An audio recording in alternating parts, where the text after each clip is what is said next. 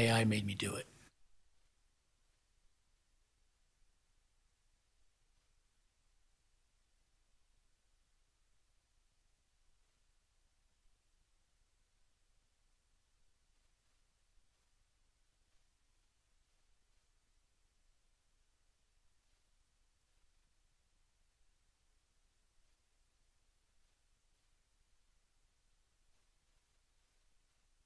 Sir, you're charged with especially aggravated kidnapping. You're also charged with aggravated assault, and you're charged with theft of a firearm worth less than $2,500. You're talking about stuff that is not relevant. Hello and welcome to the Court of Public Opinion. I am the Recovery Addict, and boy do I have a case for you today. Why is the dog chewing on this guy? I think they have got the wrong guy there. Got the wrong guy. The dog was biting him. He roughing him up quite a bit. There's a lawsuit. As the agent for Peyton, Ansley, John Milton, you are indicating to me that you're quite familiar with Peyton, Ansley, John Milton, and that's basically you. Is that correct? I am the agent authorized to represent Peyton, Ansley, John Milton, as written in all capital letters. All right, and you understand for my purposes, though that language doesn't make any sense. So No, I do not. I understand. Okay, well, I'm telling you that. And so I am, until you disabuse me of the motion, or the notion, I am inclined to believe that you are both the agent and the person. So. And it's in I'm all not caps. a person. I am one of the people. Thank you. Okay, thank you. All right, I'm not a person, I'm one of the people. I am the Recovery Addict. Welcome. Welcome back. Sorry. Hello. There we go. Hello. Welcome to the Court of Public Opinion. I am the Recovery Addict. Good to have you here after lunch today. Hope you had a great lunch. I'm designating myself as a hostile internet owner. Greeners, I hesitate to know what that would mean for the rest of us. Hello. What do you need on a shirt, Katie? I might know a guy. Let me know. And we're back. Maybe that's what you need on the shirt. And we're back. I'm not a person. I'm not a cat. I'm not a person. I'm one of the people. Is that what you need? Awesome. Welcome. It's great to have you here. Let's see. We've got a little bit of time before court begins. Just a couple minutes. And so, love that hello guy. I think it's funny. All right. Hello. When court does come back, it's not that funny, but it's funny. Subby says, thank you so much for including me on the birthday song. Looked forward all year for it. My big 60 today. Congratulations on 60. That's 60 years young. I've got a question for you. What do you want to be when you grow up? Because there's still plenty of time. But you need to choose eventually. So. All right. Woot woot, or woof woof, as the case may be. I don't know why I barked earlier. And I blame it on like the early weekend or something. All right. Yes, Stubby's here. Stubby's working. It just takes 10 minutes, or it has a minute cooldown. Barking was appropriate. I thought so. All right. Where we are in court right now, we possibly are about to see the defense rest. There's also a possibility that there will be a colloquy between the defendant, Dustin Duren, and the judge about his right to either remain silent or to testify in his own defense. These are two rights that only he can decide which he does, but he can't do both. They are mutually exclusive. He has to choose one or the other, and it's possible that could have happened already in chambers, so to speak, outside of our view. But it's down to that. It's down to, do we have any rebuttal witnesses that we're going to call? Rebuttal to the aunt? I don't think the state's going to call anybody. We'll see. I want to straighten the seal so badly. Yes. I want to just take it down and hammer out that dent on the top and then just turn it like 1.5 degrees counterclockwise. Would be good. October 24th is a great day. Definitely is. How did Greeners win it when it wasn't made yet? This is the magic of the internet that I do not understand, Virginia.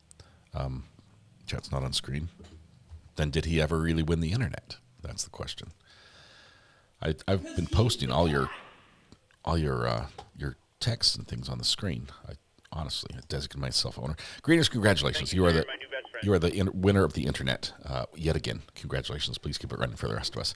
I'm not a person, not a cat. I'm not a cat. I'm not a cat. There's that one. I'm not a camel. There's camel as well. Hello. Hello, hello, hello. That's not a light reflection. It probably is. It most likely is. I got a stubby little pencil. That's Greeners. Oh no, that's Shelly Kelly. Hello. I'm gonna have to turn. In the order that restrains I'm gonna turn hello down just a tiny bit because it's Walmart. a little bit louder than everybody else. I was kicked back, taking it easy. I think I need to take him down to like 80%. I'm trying to have court. You don't raise your voice again. Okay, fine. Hello. There's hello. Shame on Audio. you, sir. We'll put him at 80%. Okay. Hello. Okay, next one's gonna be quieter. You're There we go. talking about stuff that is not relevant. And now chat's back on screen. We need a seal bark. Art, art, art. Hello. Hello. That didn't sound much quieter. We do not have a song for this trial. Some just don't feel appropriate for a song. And we've got a kid involved and everything. I was told council wanted to see me inside back. I haven't made a song for this one yet. So No. Hello. just turn them all up. Hello. I'll just turn everything down. How about that? Let's see. I'm laughing too hard at the hellos. We had a Zoom hearing just this week where one of the participants was on Zoom and kept saying hello. He was on the phone. He kept saying hello, hello, and he just could not hear Court. And so Court was thinking that he's like, oh, hello, oh, welcome, you're here. Good, we'll start now. They began, and he's still hello, hello, like 5 times during it. He was saying hello, and it ended up he never heard any of Court. So good times. We like adding things like that to the list of fun things to do. All right. It's time. This is the last. I've got a trunk or treat that we're going to tomorrow, and it's time to really get my front yard set up for the Halloween. I think in the meantime, until I decide how to fix my screen door, which got shot out yesterday morning. Thank you to whoever did that. It's not screen door, it's a glass door. Until I figure out how to get that fixed, we're just going to put like an X of police lane do not cross across it. No, I'm not sure if I want to do that before Halloween because I don't want people to think the house is vacant and they can break in. Issues. So many things to decide. Anyway. All right, plexiglass. I know, but it doesn't look clear, and it's the front door. We just like it to be neat.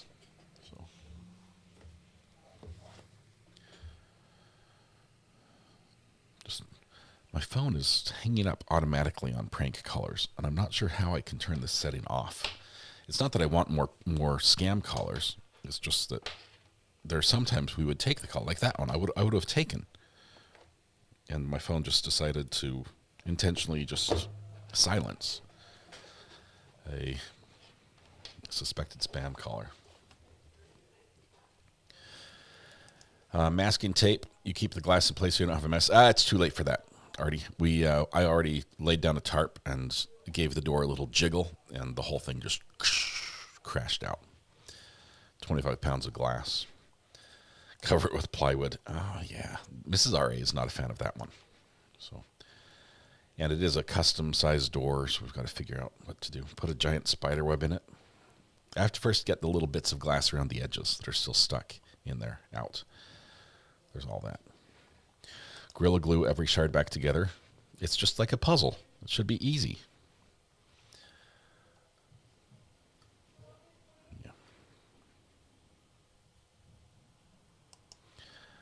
Got off easily for Halloween this year. The in-laws planned an adults-only vacation to see the Eagles in Vegas on November 1st. We'll be poolside on a rooftop for Halloween. Yes, no trick-or-treaters there. If there are, with adults only, don't film it, whatever you do. All right, make a new one out of crime scene tape. That was my thought, but I'll probably do it closer to the actual occurrence. We will live stream Halloween for you. I think we're still going to have good weather. Let me check the weather again. Weatherman changed his mind last night. Yes, I was on Best Buy. I was shopping for something. Let's see. Yeah, Friday and Saturday, high of 61. That's perfect football weather and perfect trick-or-treating weather. So that's wonderful. You just called the lady from the KR trial. She did pretty well putting the taillight back together. I have to say I did pretty well myself. I mean, mine is in great shape now. You can hardly even see the cracks. Yes, I do have a Lexus taillight in my office. That would perfectly fit the one Karen Reed Cars is in need of. How about an inflatable octopus? It hangs at doors. I'm not sure if that would go with the whole crime scene motif. I don't think it would go with anything else in our house, as a matter of fact. We don't have many sea creatures displayed on our house.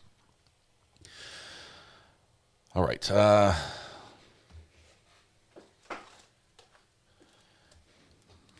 have to say this. I went to the P.O. box and I got a gift. You're kind of a big deal, so here's some pickle lemonade to prove it from Britt Bottoms. Britt, I have your gift here. Mrs. R.A. suggested that I tell everyone that instead of dill, I like jerky. But then the logical extension of that is you're kind of a jerk. Here's some jerky. It's not quite the same feel to it. But I do have some pickle jerky, or excuse me, no, I don't. Please, no pickle jerky. Don't ruin beef. Please don't. I do have some pickle lemonade, which I think they're in singles packs, so I can just add it to a bottle of water, should I so choose. And she was kind enough to get me 3 8-packs. 3 8-packs of this lemonade. I might give one of them a try. That's as far as I can guarantee. It does sound disgusting. The jerky store called and they're out of you. Yes, that's. I need to come up with a catchy phrase about yummy, spicy beef jerky, which is one of my loves instead of pickles, because some of this dill stuff is just too much. Let's see. Love being part of this community. Loza, 1511. Thank you very much. 9 months. It's the big reveal. Congratulations, 9 months. Welcome. It wouldn't be the same without you here. Congratulations hitting the 9-month mark. That's awesome. Thanks for your support. Let's see. Big Jerky would be a totally different song. Yes, I'm telling you. How do we avoid those pitfalls? Oh, there's the defendant, happy, smiling, nodding, in a suit, looking sharp. Bailiff. The bailiff looks like he's had spent a lot of years in law enforcement, but that was a long time ago, if you know what I mean.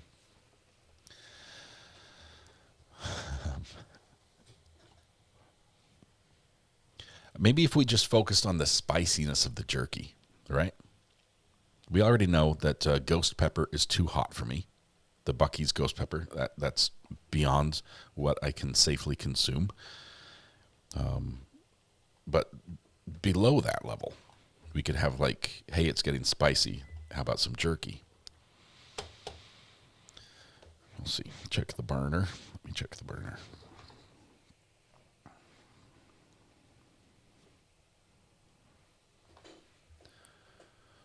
I wonder if orange is his color. Lindsay, we might find out.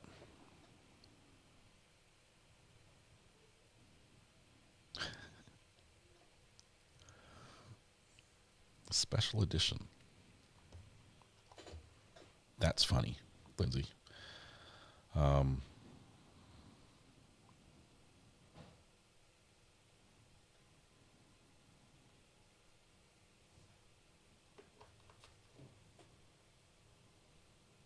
Available at your Walmart.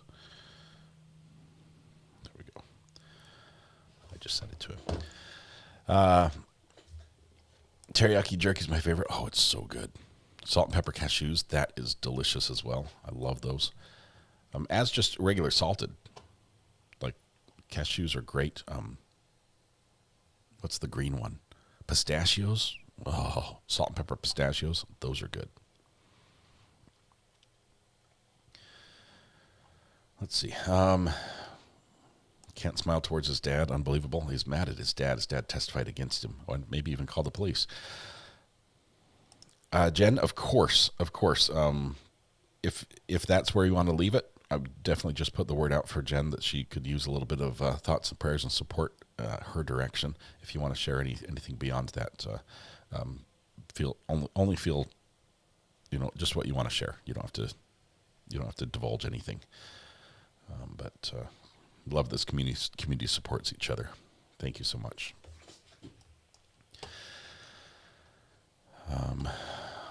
We gotcha.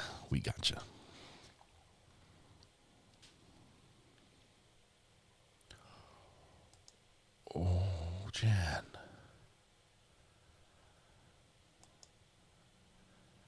Oh, Jen, that is terrible. The similarities between that and what we're watching right here are terrible. I am so sorry.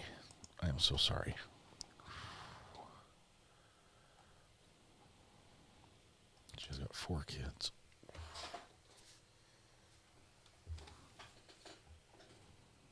Oh, man. People, we need to do better.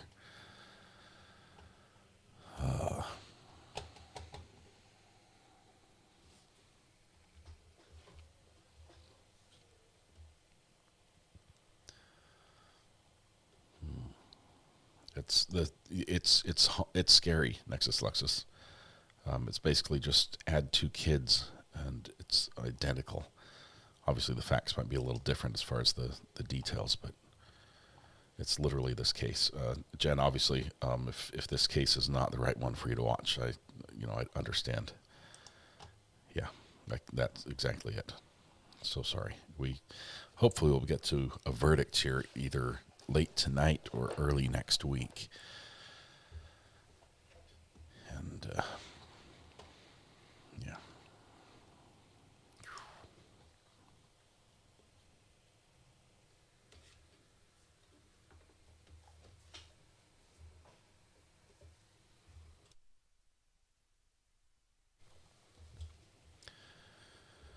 All right. I can't imagine this verdict will take long. I don't think it will, but there are multiple charges with some of the child endangerment stuff that maybe, depending on the wording of the law that the judge reads them, may be a little more complicated to decide because they have to judge the facts against the law. So we'll have to listen to the jury instructions sort of closely to see that. Jen, thank you. That is a terrible thing to shoulder. And I'm so sorry. If there's anything we could do, please let us know.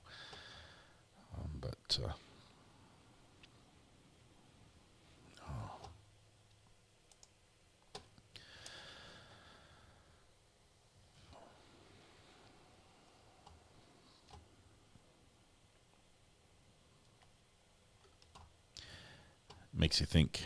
A lot of times we watch this from the 500-foot view, right, looking down at a court and the happenings and the facts of the case.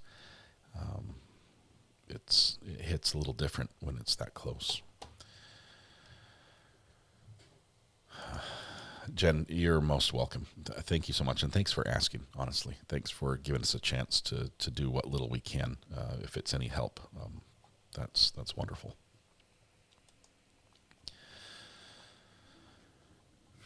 All right, the judge has said that he's going to start at 12:30, which we're now almost 5 minutes past, and we know that he's going to meet with the lawyers a little bit. It's possible that he's meeting with the lawyers in chambers.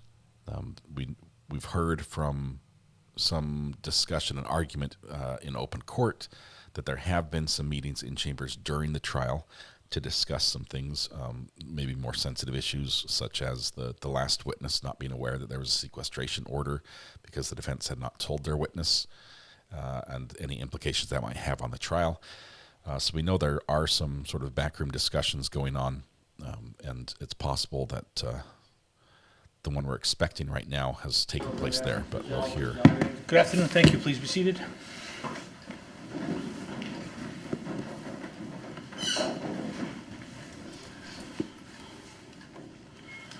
Okay. Attorney Kettles, before lunch you were going to make an inquiry relative to certain matters with your client? Yes, and Mr. Duren is elected to testify. Okay.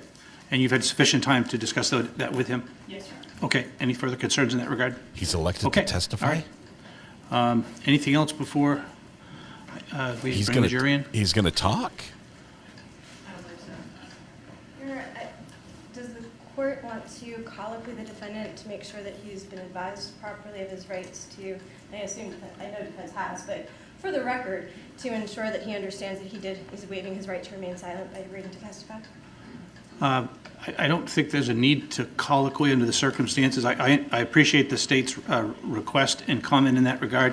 Depending upon the overall circumstances, I may do that on occasion based upon the nature of the offenses, based upon my perception of the defendant, based upon my perception of counsel. But I think under all of the circumstances, with respect to highly competent and experienced counsel from defense, I have no issue whatsoever with respect to the scope of their representation and their likely discussion that they would have had with their client. So I will decline to do that at this time unless there's any specific reason from the defense standpoint. No, Your Honor. Okay. All right. All right. Thank you. I did request that the jury be back at 12:45. I don't know how many are back yet. Still waiting on a few. Still waiting on a few? Okay. So we will take a brief recess then, unless there's anything further. We'll take a brief recess until all the jurors are here, and then we'll start promptly once we have all of them here. Okay? All right. Thank you. All right.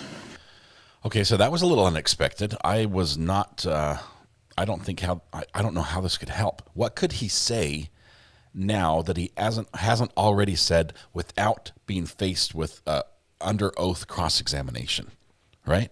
What can he possibly tell us or tell the jury that would improve his situation, that would help out his defense now, where he will be cross-examined in every detail and every time there's a variance from what he said before? What could he say now that he didn't already say without that cross-examination happening?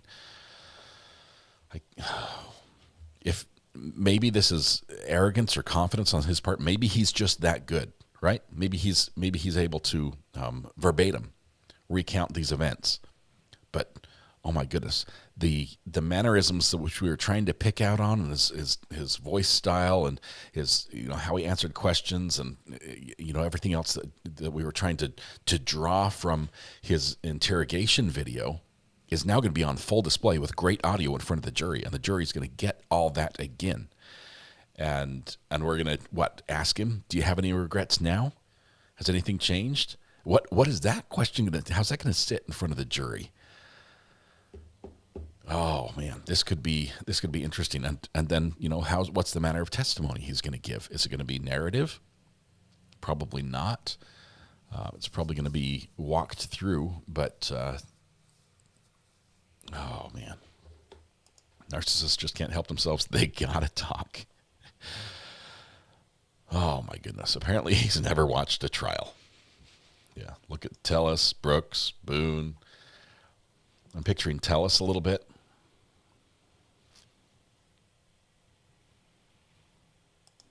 What other evidence could this open the door to as he's talking? I mean, is he going to open the door to something that the state has not been allowed to go into as of yet? Give me a minute. Let me see if we can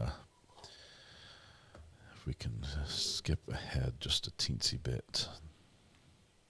Oh, we are live. Just making sure we're live. And we are. Tellis was the case down in Las Vegas, if you remember, the elected official who committed a murder, and he wore a costume. He wore like that construction worker's hat and like a fluorescent orange jacket to walk the area, and he was caught driving going back and visiting the scene and everything. Brutal attack. But yeah, him on the stand was something else. Yes, he's going to testify. Next up is defendant. So with the defendant taking the stand, I think I would guess there's probably going to be some rebuttal testimony by the state, because he's going to say some things that might be able to be contradicted by investigators, by the police officers who interrogated him, or somebody who visited the crime scene. So I'm thinking that basically we just pushed out the close of this trial by 24 hours to maybe even 48 hours, depending on how long this testimony goes. It could be very brief, in which case I still don't see us going to verdict watch tonight. I think the soonest it would probably be Monday. But I think he's going to tell his whole story from the beginning. You should have the sad music queued up. I think I will. Because I think he's going to be telling us a fib.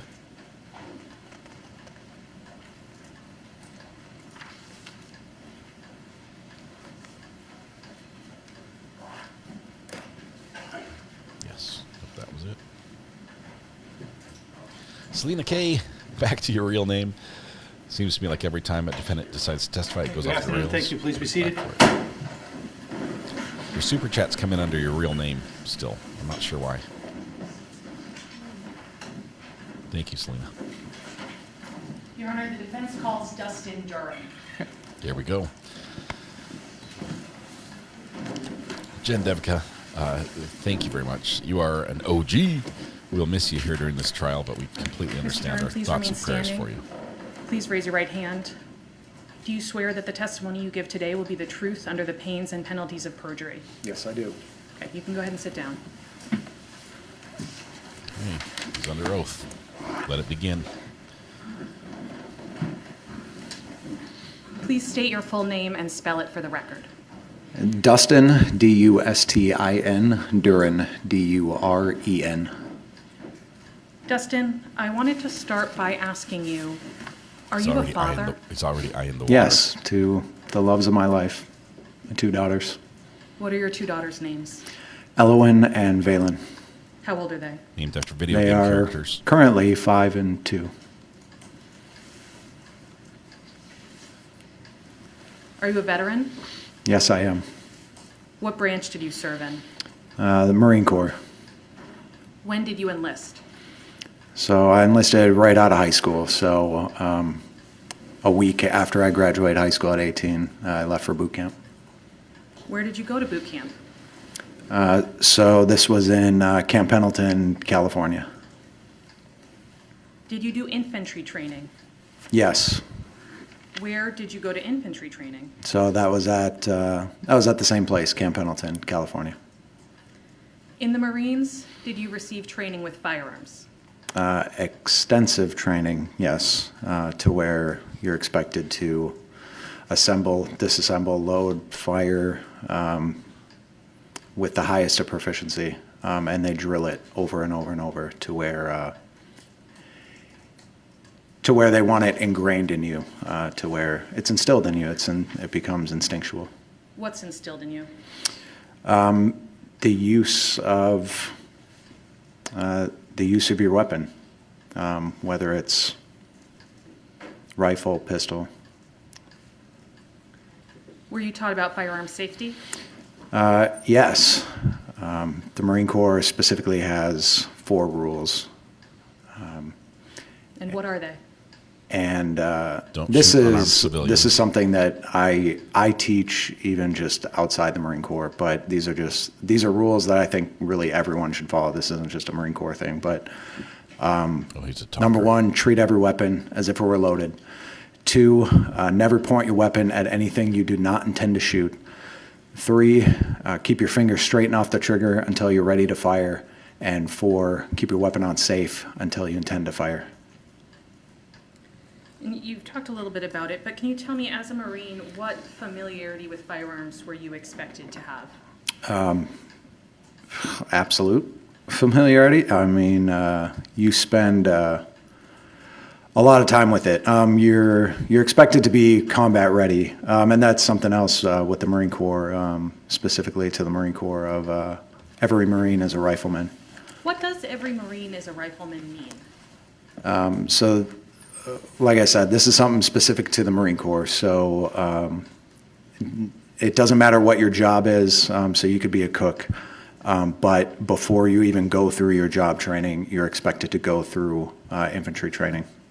And what is the point of going through infantry training, regardless of specialty? So that everyone is combat ready, is trained with a rifle, trained to be a warfighter first. And is that different than other branches of the armed service? Yes, yeah. In boot camp, did you receive any recognition for your proficiency with firearms? So right away in boot camp, I graduated as the battalion high shooter. What does that mean? So in our marksmanship course, I was the highest shooter out of our entire graduating class. Does that mean you were the most proficient with a rifle of everyone you went to boot camp with? Did you do any other type of combat training in boot camp or in infantry training? So specifically in infantry training, you train with all sorts of different weapons. So we were training with like the M240 Golf, heavy machine gun, Mark 19, automatic grenade launcher, but and then we in hand-to-hand combat we have or close quarters combat we have a program called MCMAP. What is MCMAP? And that is the Marine Corps martial arts program, and it's different from most other martial arts in that specifically other martial arts you learn to incapacitate, or get away. And with MCMAP, you're specifically trained to kill, really by any means. But this is in the use with just your hands or with pistols, with close quarters, with a rifle, just everything close quarters related. And let me just make sure I understood that right. The Marine Corps martial arts program, you're learning martial arts combining unarmed combat and weapons-based training? Yes. Let's jump from training to deployment. Where were you first deployed? So I was first deployed to Japan, Okinawa, Japan. Did you do any firearms training or qualifications in Japan? Yes. So every year, again, regardless of what your job is, you're expected to go through an annual marksmanship training and qualification. So right away, once I got to Japan, then I did the annual qualification. But then again, I was squadron high shooter, and they tagged me and asked me if I wanted to become a coach. Why were you asked to become a coach? Again, really, it's I was just kind of tagged, like people noticed with me being the squadron high shooter. So because of your proficiency with firearms? Yes. What did you have to do to become a coach? So there's the combat marksmanship coach course. You go really beyond what you would normally go through, or the training or the qualification. You do much more, whether it's like just regular target practice, or you could be doing moving targets, yourself moving, but a lot more in detail. And then you're also taught specifically how to teach others. How did you do in the coach's course? So again, in the coach's course, I was again the highest shooter, and beating out. There's mainly a lot of other infantry Marines, but there's also specifically there's two Force Recon Marines there, which Force Recon that's it's basically like Navy SEALs or Army Rangers of the Marine Corps. So you outshot the Marine version of the Navy SEALs in the coaches training course? Yes. He's like, easily. After you took the coaches course, did you serve as a marksmanship coach? Yes, I did. How did you serve as a coach? Again, then at that point, I was a combat marksmanship coach. It was just called like a B billet, but it was secondary to my normal job. But I would then train other Marines in this annual qualification or whatever Marines need to qualify, and ended up teaching hundreds of Marines. And what did you teach hundreds of Marines to do? To perfect their shooting, their proficiency with rifle or pistol. During your time in the military, can you estimate how often you discharged a weapon or how many times? Thousands, probably tens of thousands. And what did discharging a firearm tens of thousands of times do? And it gets instilled in you to where,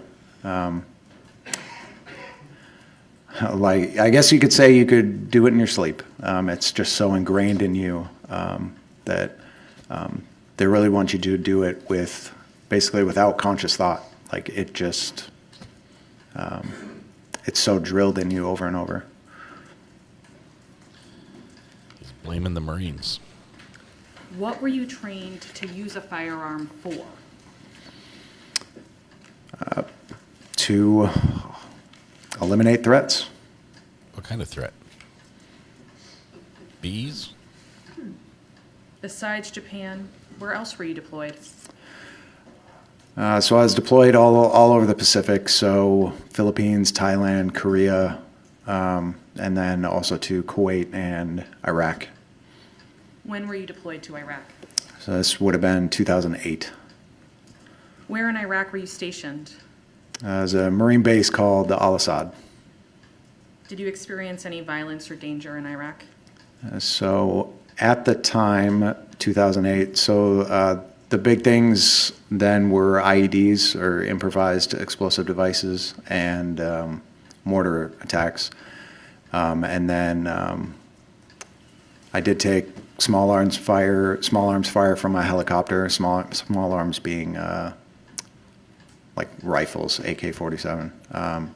And then specifically for my job as an aircraft recovery specialist, we dealt with plane crashes or like emergency landings, which happened when I was there. You On said base. you took small arms fire from a helicopter. Does that mean you were shot at while you were in a helicopter? Yes. Did anything else traumatic happen while you were in Iraq? Yes. So I was back at sort of our home area. So when you're in Iraq, you're basically just working 24/7.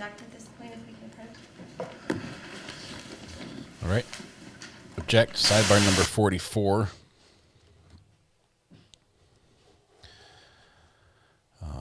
Captain America here on the stand, telling us about just how awesome he is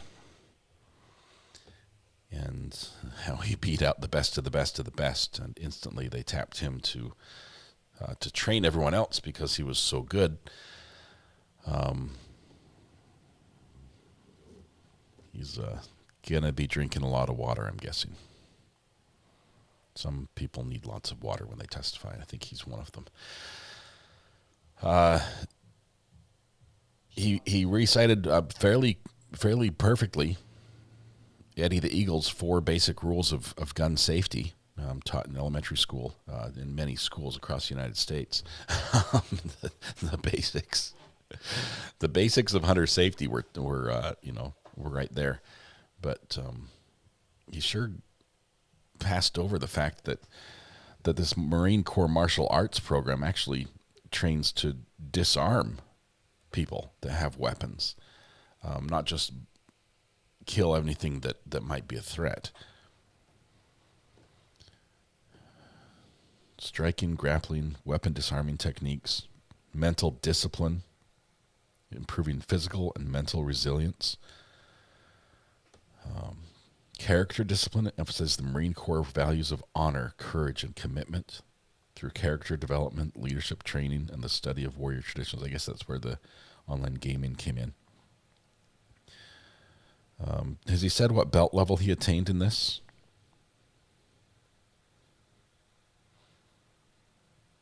Marines can become certified instructors by attending a 3-week course. They can earn a special tab indicating their status and are responsible for training their Marines to improve unit and combat effectiveness. Sounds like there's one in every group. He wasn't an instructor trainer, though, right?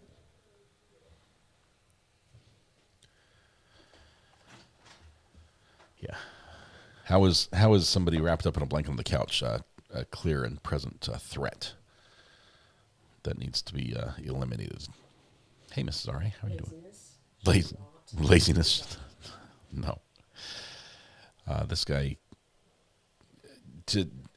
I'm offended by the fact that he's taking the Marine training. Okay, we train our soldiers to be effective on the battlefield and to win, and applying that to his personal relationship life, saying because I'm a soldier and I'm trained to win, I'm going to win this argument by eliminating the threat to my argument.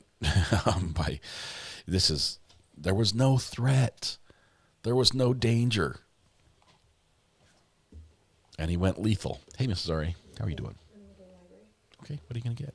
Books? Books. Okay, enjoy. Okay. Are you going to Sam's as well? I am. What do we need at Sam's? I'm thinking of rotisserie chicken. Are you thinking? Oh, yes.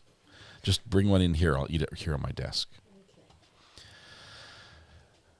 All right. He was threatened to have to pay for the mother. Yeah.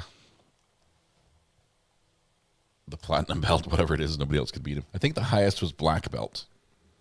Yeah, they've got tan, gray, green, brown, and black. So very similar to other martial arts. I think the others have like orange and things in there, but he believes he can do no wrong. What's going to be really telling is when he starts testifying about the mother of his children and what she was like. He is paying close attention to the sidebar as it involves him, and he can't believe he's not over there to hear everything. How he talks about her, what she does wrong, what he does right. We've already heard him tell that he maybe yelled one time, like ever, in their relationship. He raised his voice one time, that he never got physical. How do you say you never got physical and then at the same time say, I defaulted in this moment to the most extreme use of force ingrained in me, even though everything else has, hand-to-hand combat, was literally without weapons, fighting with just your hands. That was ingrained in you as well, and you trained this to other people. How do you say, in that moment, the one thing I defaulted to was the most extreme thing I'd ever been trained in because the similarities were where, right? Where's the threat? Where's the immediate, my life is in danger, I have to take lethal action, or someone else's life is in danger, I have to take lethal action. She wouldn't leave. It's not like if I don't do something now, she'll get away and the cops will never be able to capture. She's sitting on the couch. Call the cops. She'll still be there when they get there if you have a problem. His story is not adding up to me. I'm sorry. I think Chuck Norris calls him for advice. Yeah. He looks small on the witness stand. He was giant compared to her. She was tiny. I mean, where's the threat?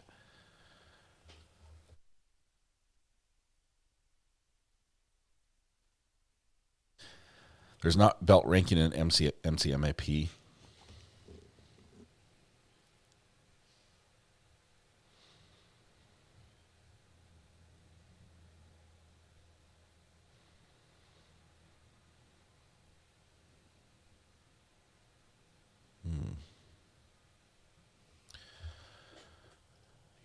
You only spend 5 days out of 12 weeks learning MAP. Boot camp is 13 weeks in infantry training. The data I'm seeing here shows that there can be up to 40 hours of additional, 25, 33, or 40 hours of additional training for different levels. But let's see.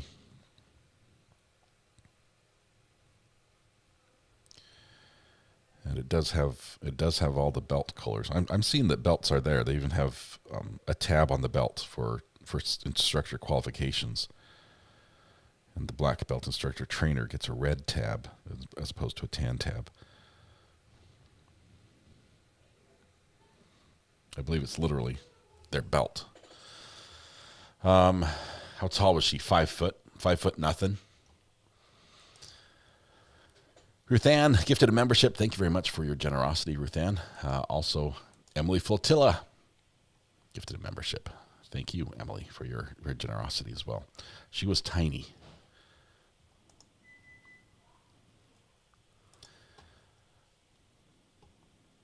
Are diagnosed PTSD people legally able to own their own weapons? Ladies, typically when there's mental health issues at play, most states would say that you're not allowed to own a weapon. But I don't know how the reporting works from military discharge to civilian life, how that transitions over, or if it transitions over. If the VA gets involved, I think it's just the system that's supposed to catch things there is not a good one. It sort of depends on family members or somebody raising their hand and saying, hey, we've got a problem here. Was his dad's service weapon? Yep. Beretta 92 FS, or F. The S is stainless. FS is stainless. If there's a pending question, it is withdrawn, subject to being rephrased. Objection sustained. Do you have PTSD? I do. Is your PTSD service connected? It is. How does your PTSD affect you?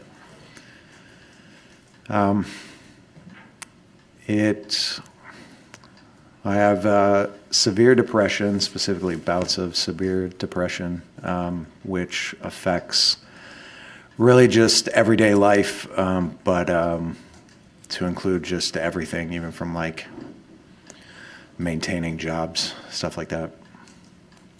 Evangeline Light, thank you so much. And when did you start experiencing symptoms of your PTSD?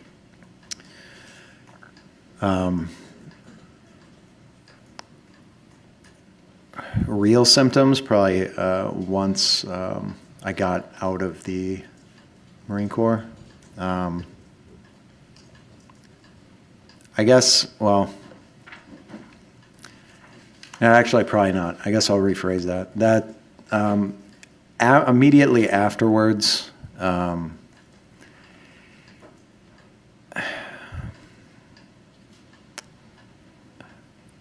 questioning what I can say, but the question in front of you, just I think ask it as narrowly, answer as narrowly as you can, is when did you first start experiencing symptoms from your PTSD? Okay, with that direct question, immediately afterwards. After what? Immediately after you were discharged from the Marine Corps? Well, no, immediately after the event itself. Immediately after the event itself? Yes. What event? And what year was that? 2008. That was while you were in Iraq? Yes. When did you get a diagnosis of PTSD? Officially, this would have been... Officially? 2021 or 22. So after almost 15 years of experiencing symptoms? Yes, yes.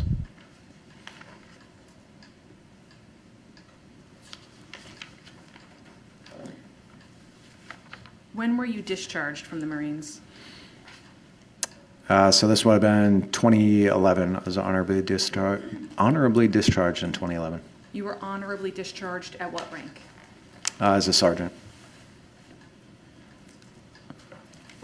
After leaving the Marines, where did you move? I moved to Los Angeles, California, that's where I got my degree in audio engineering, and then I was almost immediately hired at Fox Sports as a post-production audio engineer. Okay, that's a job I actually love.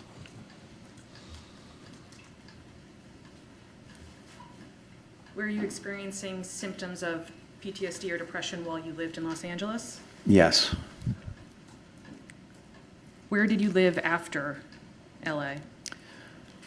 So afterwards, which this was just part of my sort of severe depression, but I ended up moving to Las Vegas, Nevada, and that made sense just for my work and also working as an event technician, so working for like corporate events and music events in Vegas. How was your mental health when you first moved to Vegas? It was... Objection. Relevance. Approach.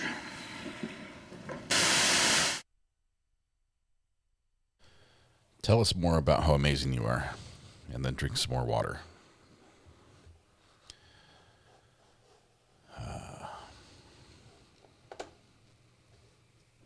The state's been winning a couple of these objections, and I think they might win this one as well. Mental health in Las Vegas. This is relevant to the time. I can see this not being not being allowed.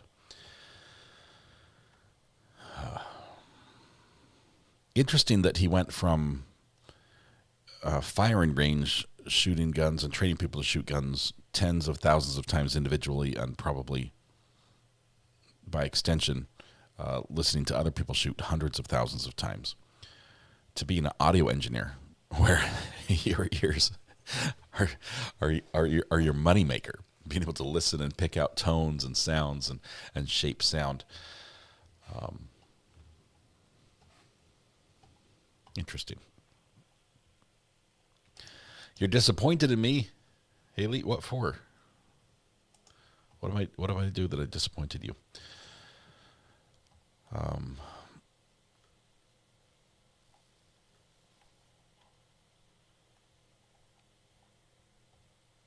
Let's see. Sorry, Haley. I know there's a timer. I'm not sure if the slow mode is turned on. I ask you a question, then you're not able to respond. That's how rude of me.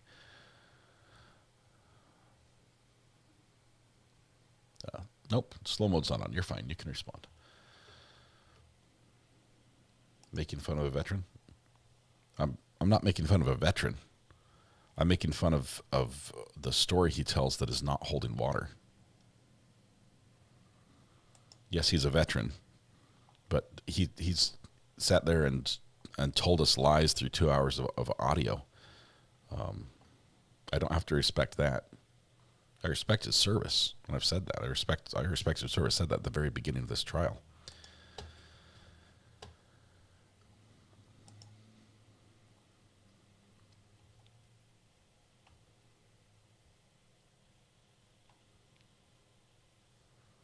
I'm offended that he's blaming the Marines for his crime,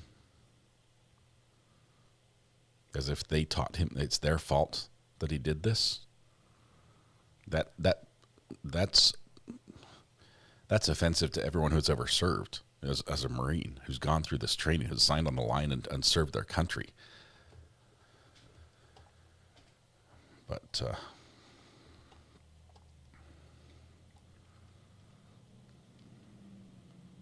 yeah. Overruled. Overruled. Okay, this time the defense won. Dustin, how was your mental health when you first moved to Vegas? It was extremely bad. So that was part of why my move happened, but it only got worse as I was there. And along with another traumatic event, that's when I had a suicide attempt. Were you hospitalized after your suicide attempt? Yes. Where did you go after was it a psychiatric hospitalization? Yes. Where did you go after your psychiatric hospitalization? So this was a little bit afterwards. My parents were trying to convince me to live with them, to come back to Minnesota and basically just try to take care of myself, take care of my health, and just be with family for a while. So it took a few months afterwards, but eventually I agreed and moved back to Minnesota, and this would have been November or December of 2018. You moved back to Minnesota in November or December 2018? Yes. When did you meet Caitlin? So this was shortly afterwards, maybe about this, well, yeah, it would have been like 3 months later, February of 2019. Where did you meet? So it was at a bar, and I remember it specifically because the Super Bowl was on. Did you two start dating? Yes, probably about a week or two later. When did Caitlin get pregnant? Almost immediately. So I think I found out it's probably April of 2019. How did you feel when you found out that Caitlin was pregnant?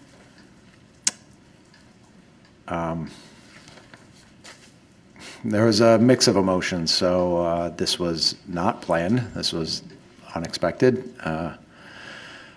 So I was kind of anxious about it, but at the same time, I got pretty excited about just having a family, starting a family. Had you always planned on having a family? I did. Came a little early, but yes.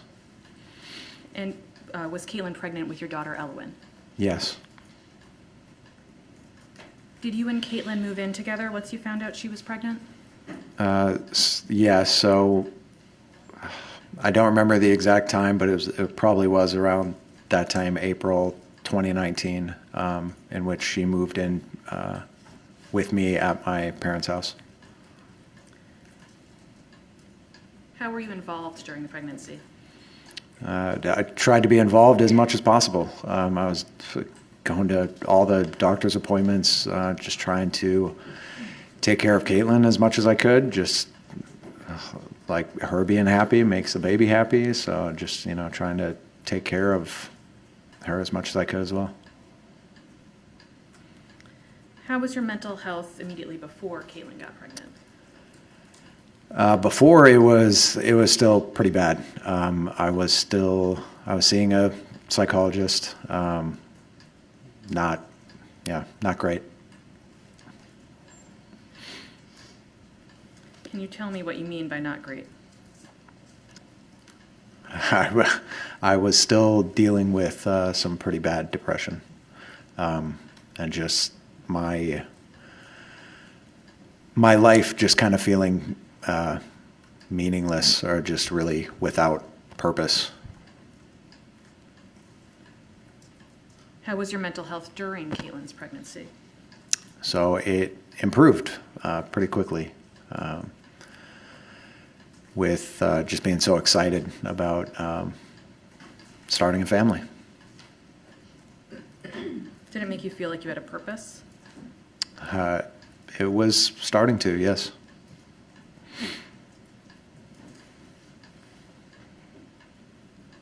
Tell us about the day that Elwyn was born.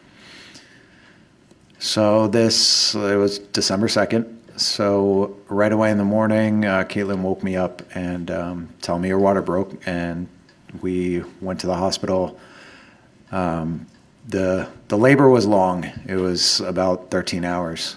But once Elwyn was born, she was placed on Caitlin's chest, but immediately she was turning purple and wasn't breathing.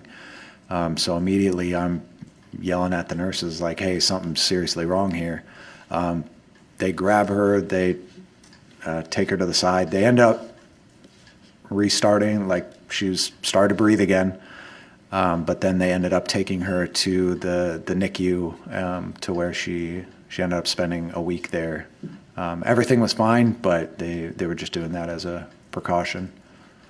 Where were you and Caitlin while Elwyn was in the NICU? So for the most part, we were with her. So we didn't really want to. Obviously, we wanted to be with her all the time, and then we would sometimes try to get back to the house just to like shower or whatever, try to get some sleep. And but yeah, for the most part, in the NICU with her. Tell us what it felt like the first time that you held Elowen.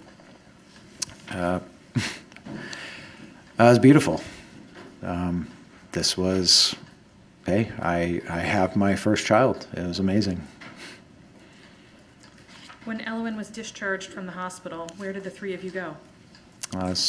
We moved back with my parents at their house. And this was in Minnesota? Yes.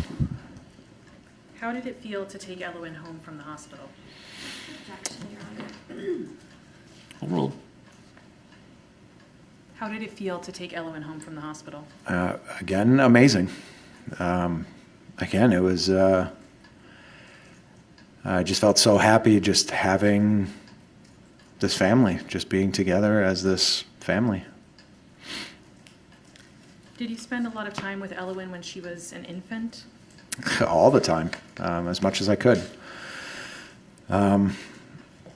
Always being by her side. I mean, whatever, just, I don't know, bassinets, is that what they're called? Whatever, wherever she was sleeping, wherever she was, I always wanted to be near her, just always being with her. She actually had this little, it was like a little unicorn handkerchief or blanket, I guess. But she always had it since she was born, and she would make these noises like goy goy when she had it, and that we ended up calling it goy goy, and she still has it today, and that's still what we call it, her goy goy. What did you like to do with Elowen when she was an infant?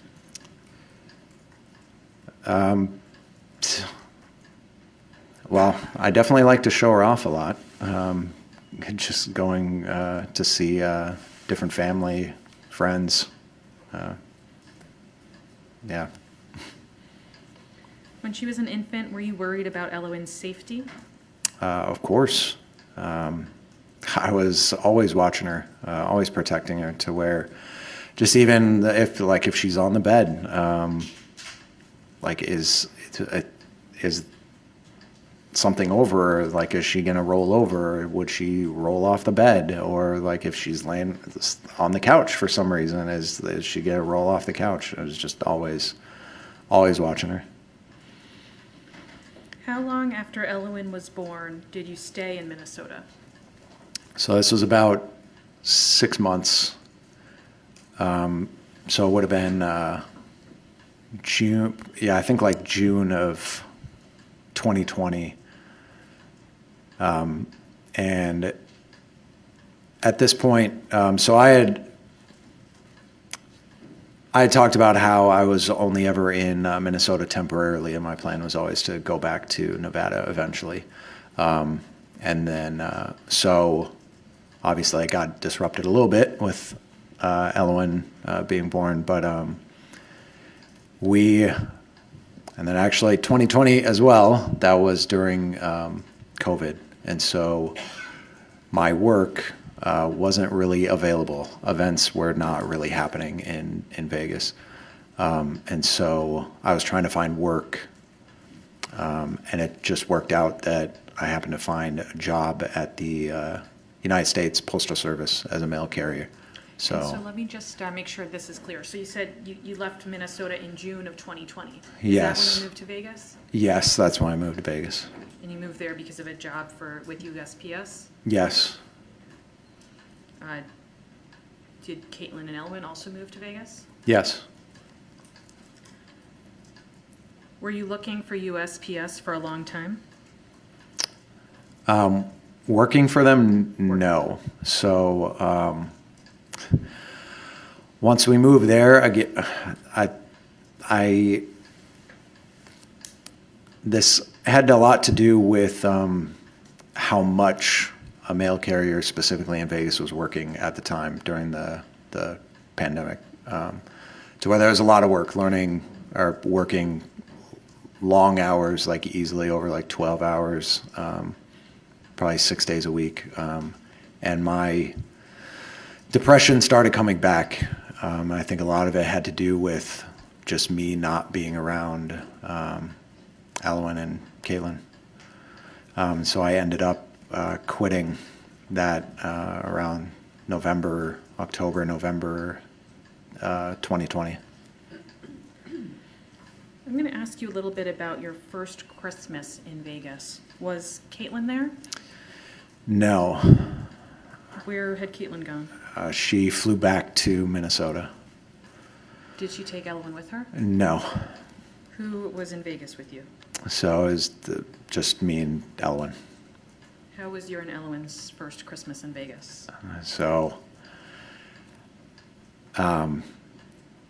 this was, again, to where my depression was coming back. And really that first morning, all I had was just this little Christmas tree that's probably about a foot tall, and then just a couple presents.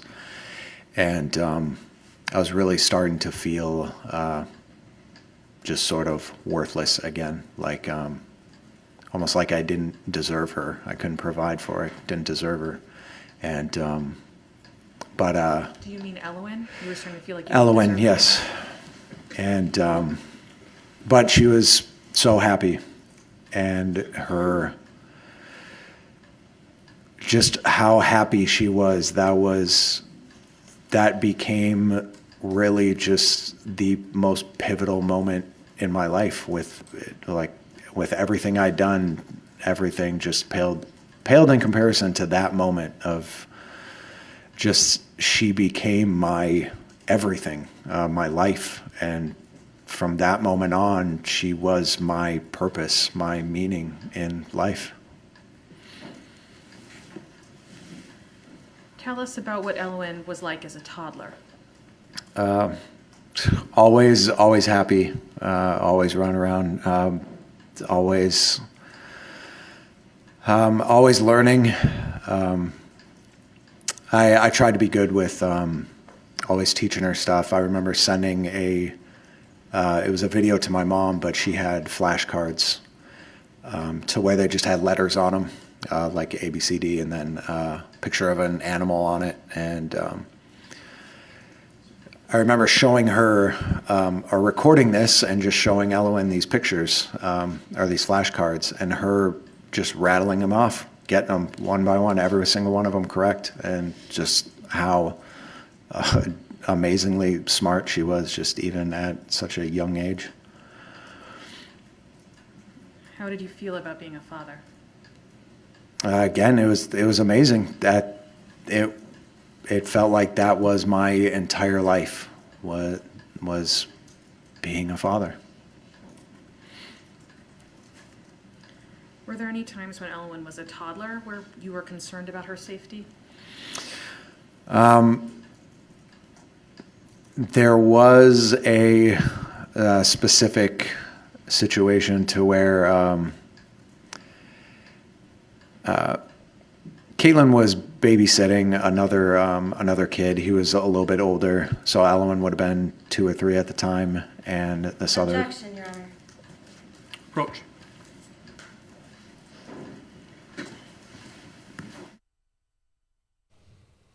All right, this one might be out of scope.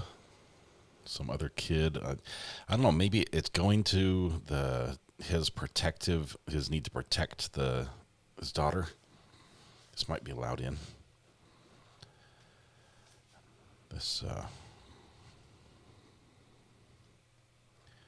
When he told that same version of the story about his first Christmas with Elwyn at the police station, I believe he got quite emotional. Didn't see that this time, but obviously some times passed. He's gone over this a couple times. I'm trying not to get distracted by the number of times that he's talked about things are always this way, or she was always happy, everything, she was always running around, she was always doing this. I have a hard time with absolutes like that. He seems to use them about himself as well. Life isn't absolute. Yeah. Do you know the makeup of the jury? We do not.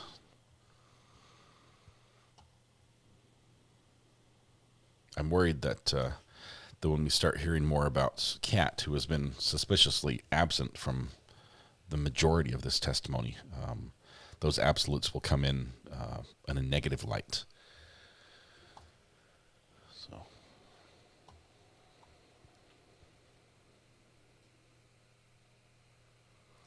wonder if they were listening to Van Halen when they decided the name. I think both the names of his daughters are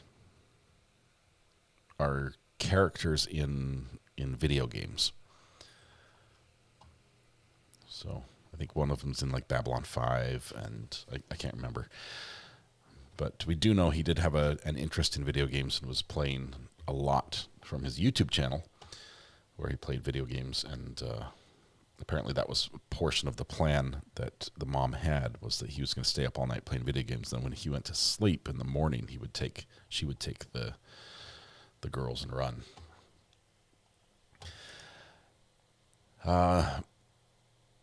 Michelle Sar, you're pink. You're 24 months OG. Michelle, congratulations. It looks great on you. It looks wonderful. Thank you for your support. Welcome to the gallery. I was thinking it was Lord of the Rings. I don't think it was Lord of the Rings. Rephrase. Is it fair to say that you continue to be concerned, on alert about Elowen's safety when she was a toddler? Absolutely, yes. Did you do anything together with Caitlin to help ensure that your family was safe? So, yes. I taught her to use the pistol that I had. She had already known a little bit, but we went out. I took her out to the range a few times. We fired it. I made sure that she knew how to use it as well.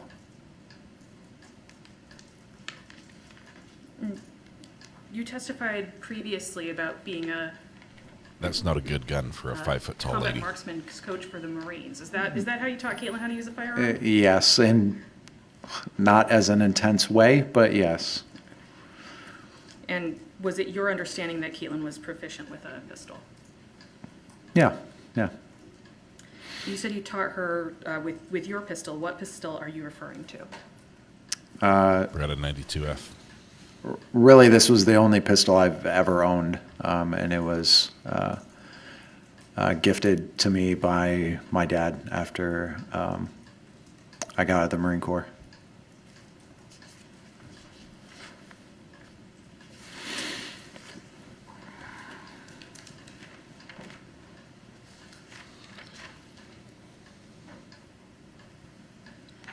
Beretta 92F is a big handled gun. It wouldn't be comfortable for a small framed woman to hold that gun and shoot it. Plus 9mm. It's considerable recoil.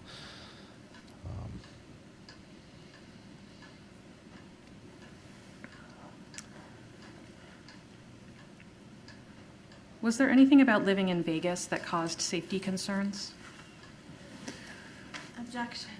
Relevance. May we approach, Judge? Sure. Sure. Come on up. Let's do 46 here at the sidebar. This question about safety in Las Vegas.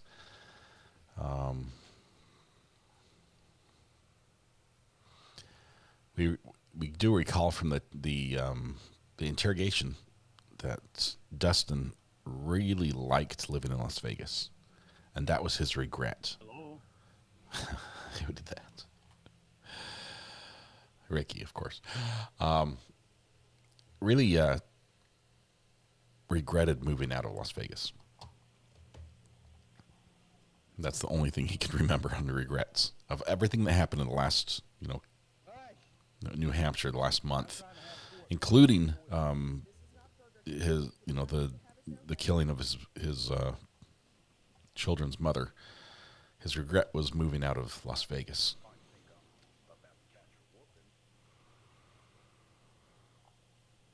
You don't put a diplomatic plate on a hoopty. Okay, so You're supposed to not use the sound effects during trial. During the breaks, we can do it. Sustained as to the question, but withdrawn to rephrase. Yes, so I'm going to assume there were multiple incidents in Vegas that caused you safety concerns. Yes. Can you tell me about the last, maybe like the third one? Which one's third? Okay, so it was at night. Caitlin was working that night, and so and this was late at night, so probably like 10 p.m. maybe.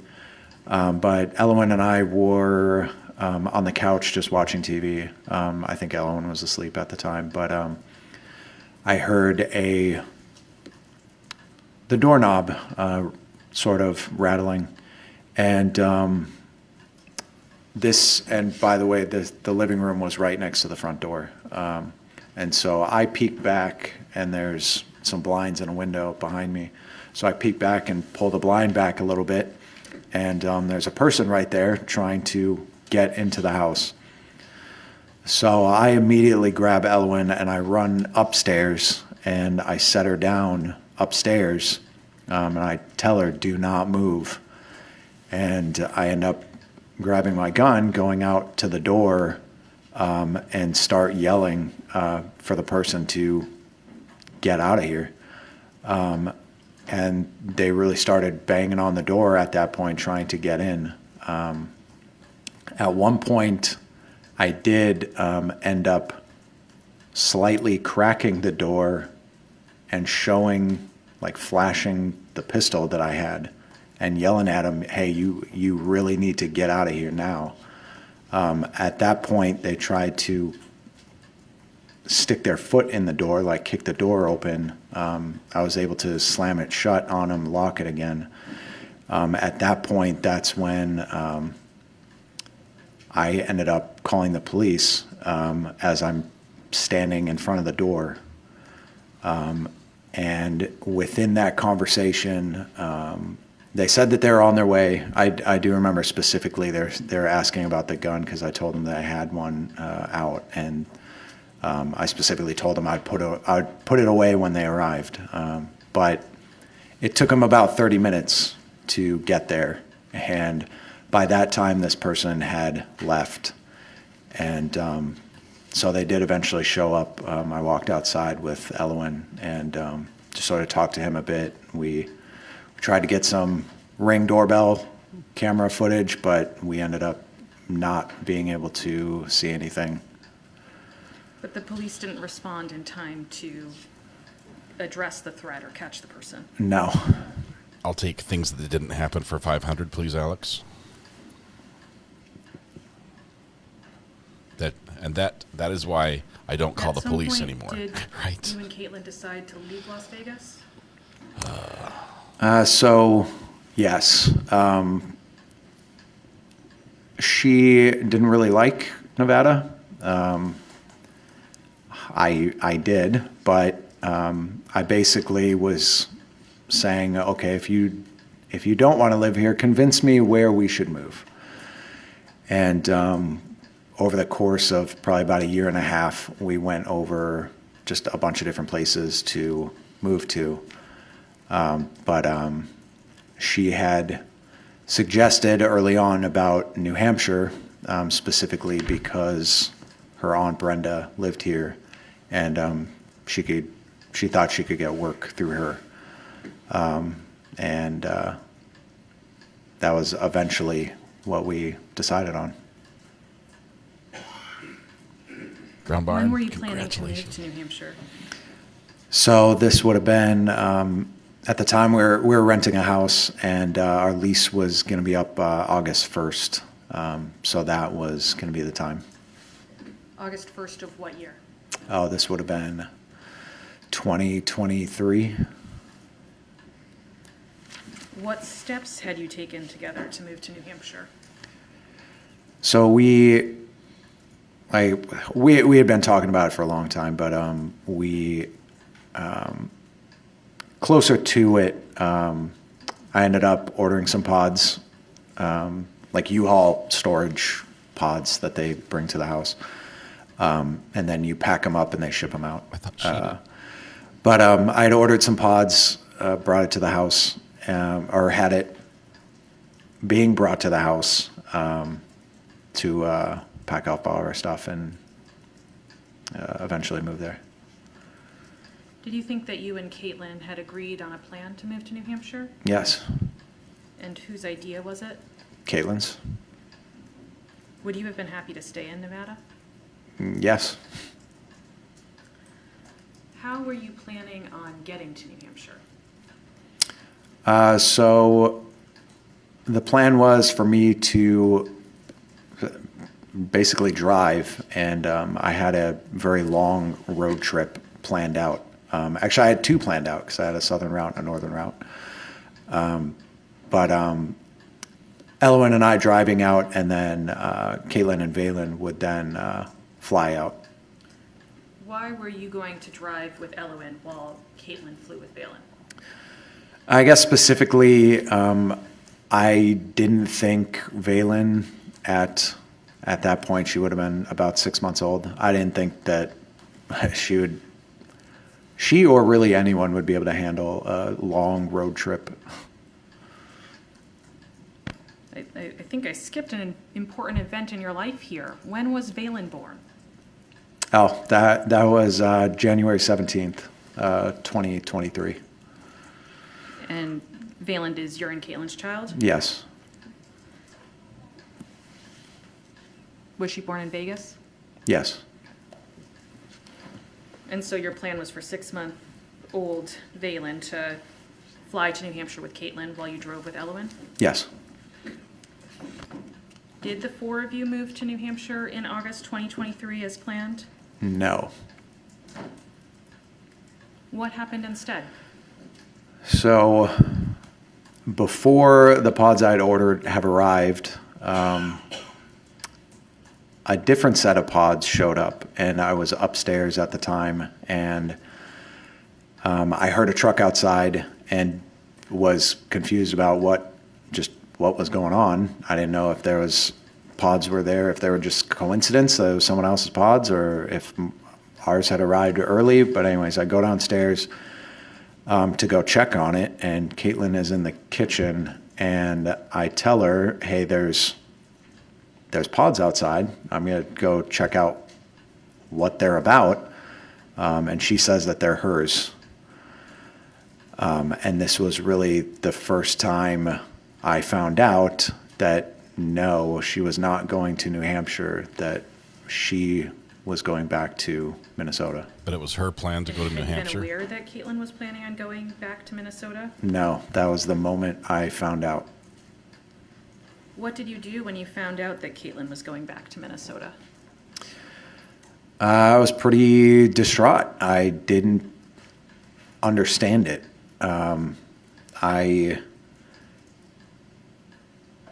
I was pretty upset just about how and why she was breaking up the family. I didn't understand it. Did you and Caitlin come up with a plan about what would happen with the kids when she went back to Minnesota? No.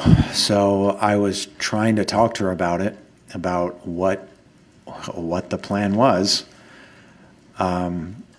And again, just being really distraught about just what was going on. Was she going to just go back by herself, and she's going to leave the kids with me, or is she trying to take both, or are we splitting the kids? And any one of those options I didn't really like, but she just wasn't responding. She just wouldn't have that conversation with me.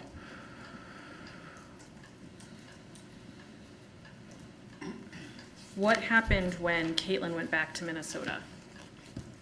So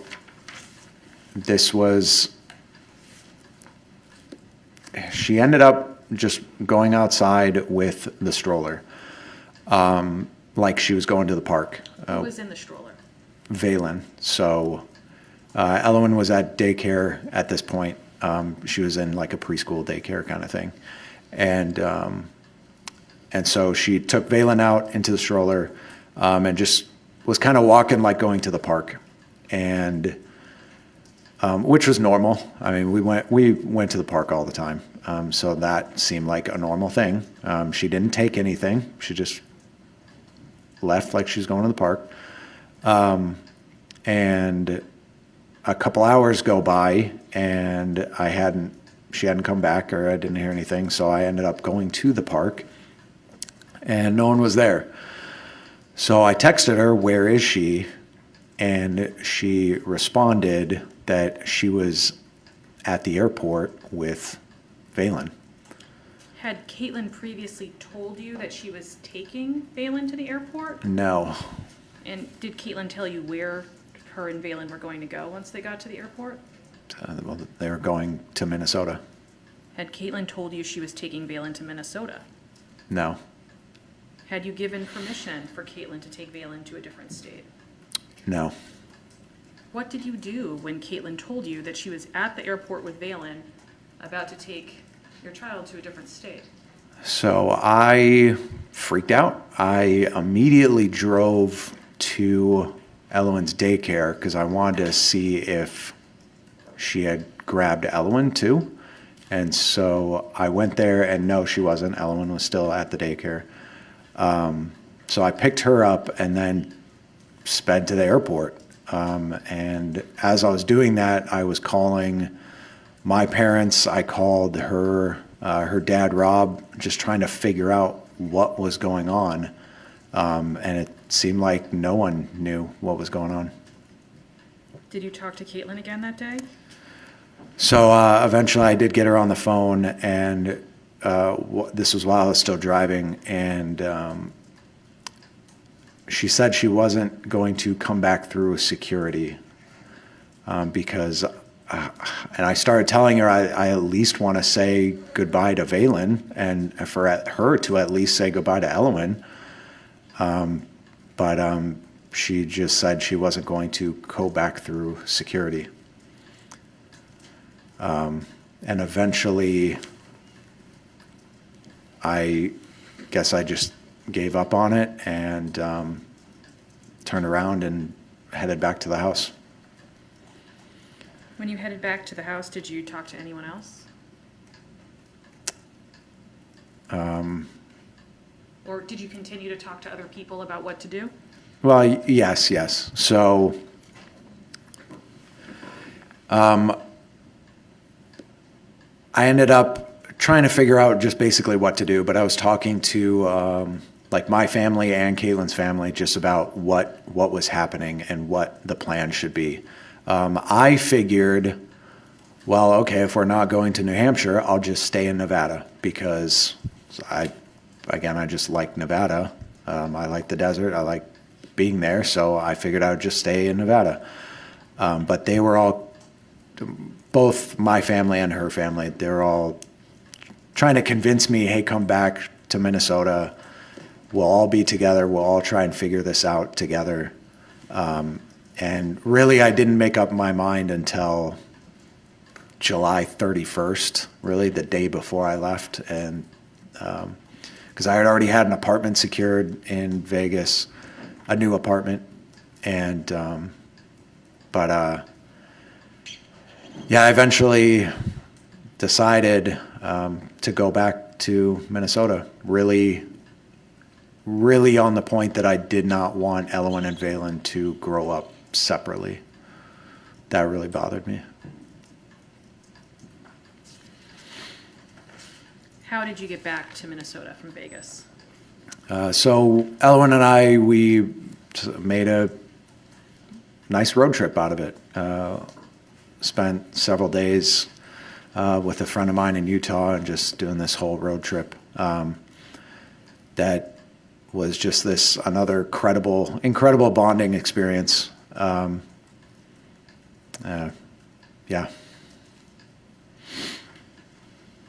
Once you got back to Minnesota, where did you live? So I ended up moving back in with my parents. What about Caitlin? Where did she live? So she was living with a friend of hers. how far apart was where you lived and where Caitlin lived? If I'm remembering right, it was about an hour and a half. Where were the girls? Where were Elowen and Valen living when you were both in Minnesota? So we were splitting custody to where there'd be times to where she was with Caitlin. The girls were with Caitlin, and then times where they were with me and my parents. Who were they with more? I think the total number came out to be 98 days with me and my family, 48 days with her, and then a random 15 days to where the kids were split for whatever reason. When the kids were moving between the two households, how did they get from one place to another? So I would normally drive which I was fine with doing, but I would just drive and drop them off, or drive down there and pick up the girls. But eventually we ended up figuring out a restaurant to kind of meet in the middle, and then that generally became our spot to exchange the girls. Did you try to come up with a more permanent plan for where the four of you would live? So yes, specifically in October, I had a meeting at the same restaurant that we would normally meet at with Rob, her dad, and we tried to plan out, or basically, okay, I asked her just point blank of, hey, can we just continue our trip to New Hampshire? And she immediately said yes, and which kind of surprised me because I thought I would have to try to convince her somehow, but she just immediately said yes, and from that point on, that's when we started planning to eventually continue the move that was planned to New Hampshire. Just gonna ask a couple clarifying questions. You said this meeting was sometime around October. Was this October of 2023? Yes. And then you said you asked if you could continue your trip. By that, did you mean your move to New Hampshire? Yes. Were the four of you going to live together in New Hampshire? I would not have been opposed to it. I'm just someone who's really big on the nuclear family, and I feel like it's really, really important for children to grow up with both parents in the household together, everyone living together. And so I wanted her to leave and shot her when she wouldn't. I would not have been opposed to it, but at first the plan was that we would live separately.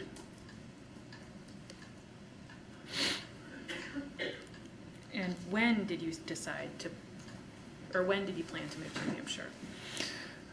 So this was October, so we were deciding that we would wait until after all the holidays, and so like Halloween, Thanksgiving, Elowen's birthday on December 2nd, and then Christmas, New Year's, and then Valen's birthday on January 17th. So we'd wait for after all the holidays, spend the rest of the time with family, and then after Valen's birthday, then to start the move. Was the plan for all four of you to start the move at the same time? So no, I would go out there first with Elowen, get the place secured and just kind of get set up. And then Caitlin would then fly out with Valen, and we worked it out to where she would drop Valen off to me, and then she would go back to Minnesota just to kind of get money and just kind of work on what she needed to do, free of not having to worry about the girls. And then once she got some money secured, then moving a few months later when her Aunt Brenda would have seasonal work for her. And why didn't you just take both Elowen and Valen with you initially? Again, the road trip, I thought it would just be too much. But I did know previously, just because of Eloise and I's road trip from Nevada to Minnesota, which she did fantastic with, that I knew that she would have a really easy time, and we'd have just another great bonding experience kind of doing this road trip from Minnesota to New Hampshire. And you said you thought it would be too much. Did you mean too much for Valen? Well, yes, but probably me too, trying to do a road trip with two young girls, like a 1-year-old and a 4-year-old at the time, yes. And Valen was 1 at the time of this Yes, right? yes.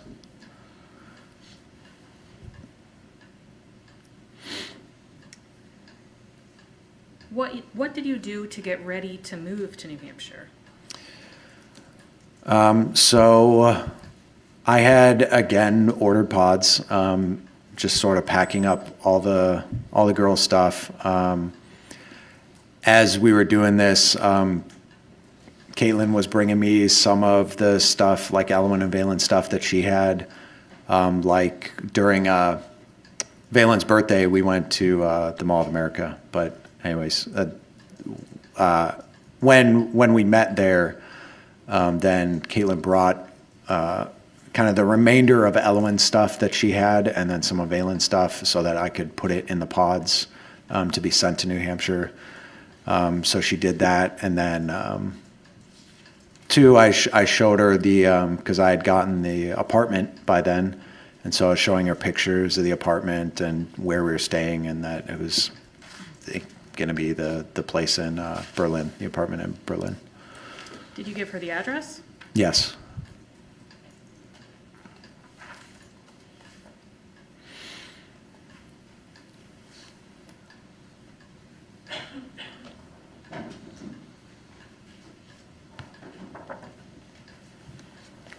So you said you had decided to leave for New Hampshire after the holidays, the last of the holidays being Valen's birthday? Yes.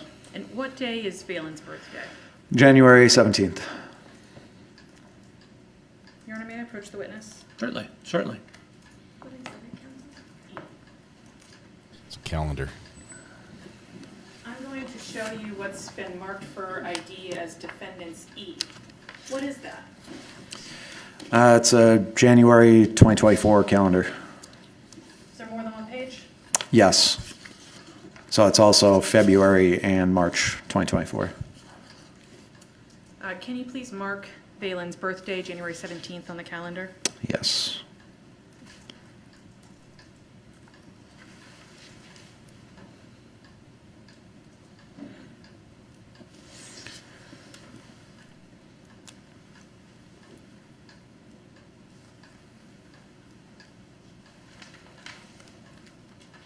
Did Caitlin book a flight to New Hampshire?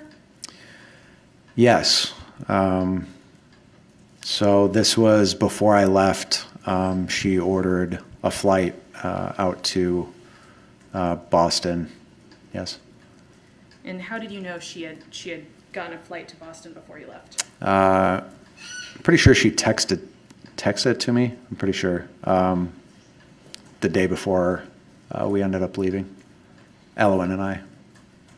What day did Caitlin text you information about her flight? I mean, I don't recall exactly, but I guess maybe the 19th, January 19th. Would it refresh your recollection if I showed you copies of the text between you and Caitlin? Okay. Okay, texts are finally coming in here. I think this is the first point in the trial where we've had text exchanges there.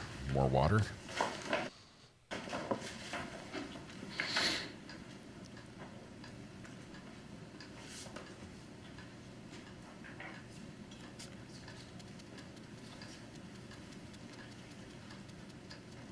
More water.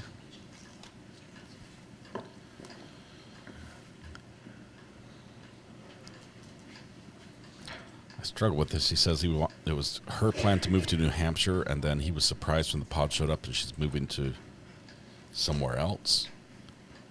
And he had ordered pods. When he sees pods outside, they're like, why are there pods here? So I'm going to show you what's been marked for ID as Defendant's Exhibit I. I just think that his pod showed up early. It seems weird. Like I'm missing something in the conversation.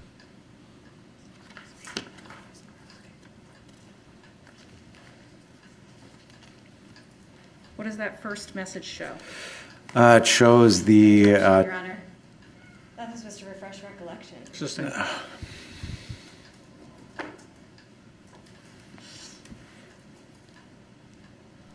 Sorry, when did Caitlin text you her flight information?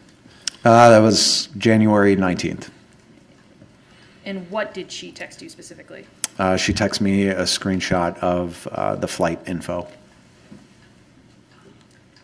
What dates are on the reservation?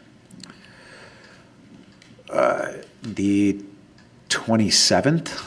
I believe it was February 27th. Was there a return flight? Yes. What date was the return flight scheduled? The 5th. I think it was the 5th, March 5th.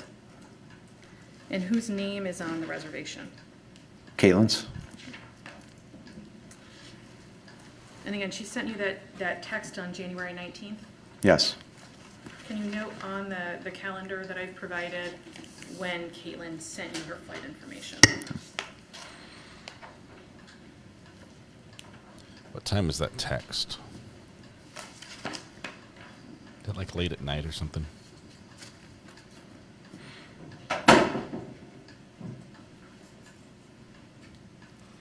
Okay.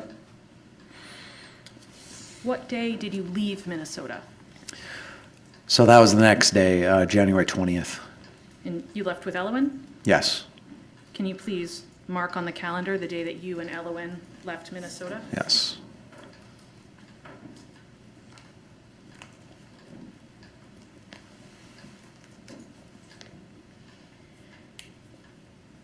Okay.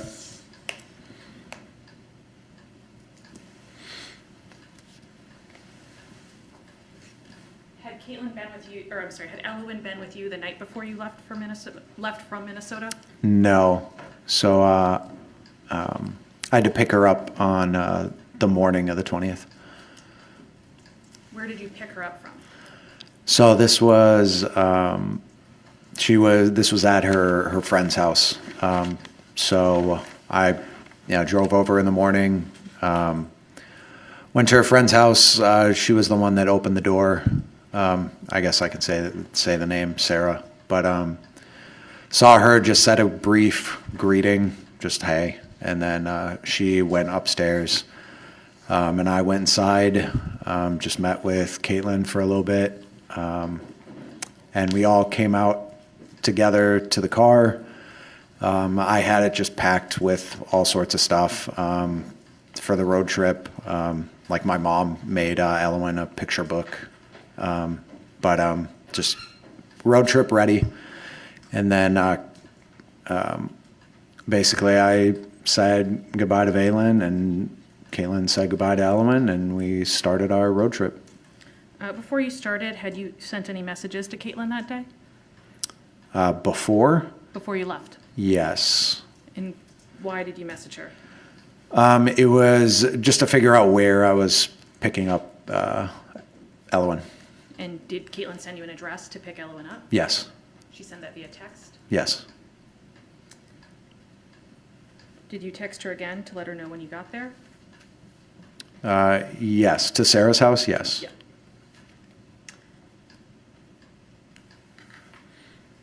Were you and Caitlin in touch while you and Elowen were on the road trip? Yes, the whole time. Actually, immediately afterwards, it was about 10 minutes after I started the road trip, Elowen just started vomiting in the car. And anyway, so I immediately had to pull over and take care of her. And I texted Caitlin about, hey, Elowen's throwing up in the car. What is going on? And she texted back just something about how, Elowen had been sick. Sustained. It was sustained. Were you and Caitlin in touch in other ways while you were on the trip? Yes. So I had been calling and we were FaceTiming and just kind of showing our adventures throughout the road trip. Were there any other subjects that you communicated about while you were on the road trip? I think again, she was asking for some more money. I had been just sort of regularly sending her money. It wasn't a ton, but it was just kind of what I could afford, like a few $100s every month, like maybe like $500 one month or $100 the next month. But yeah, I think she was asking just for some more money. And how did you respond?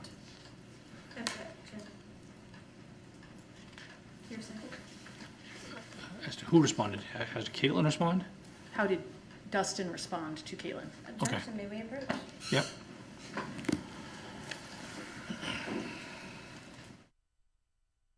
$47. Got a lot of sidebars on this one. Next trial is going to be speaking objections from the well, argued in front of the jury, just like in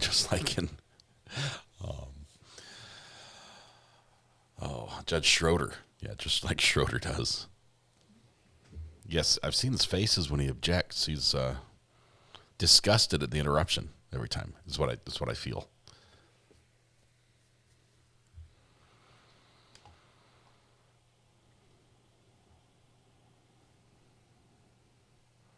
So money's tight. Money's a problem. They're broke, but he's always sending money and providing. The facts they're just not congruent. Sustained. All about nuclear family, so I killed my children's mother because she wouldn't leave. What?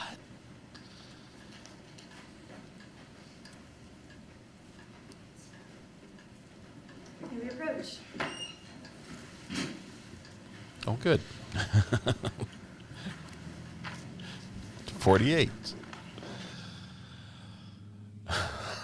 Back to back to back.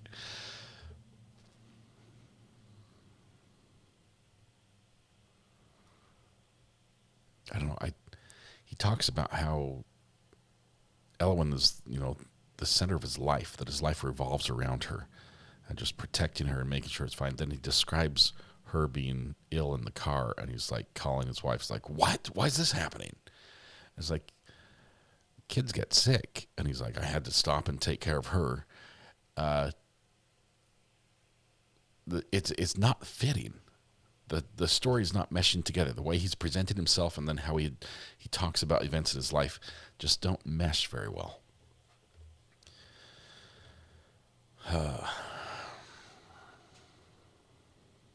Yeah, kids get sick all the time. And if they're around other kids, multiply that by 10. Daycare,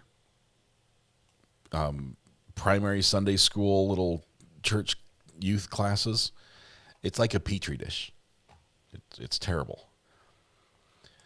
There's a metronome. There's a clock ticking just up to the right of the judge, as he's, the judge is right up on the wall. It's sort of hidden behind the TV that's blocking the way of the jurors. But yes, could be car sick, could be too much candy, could be a bunch of different things.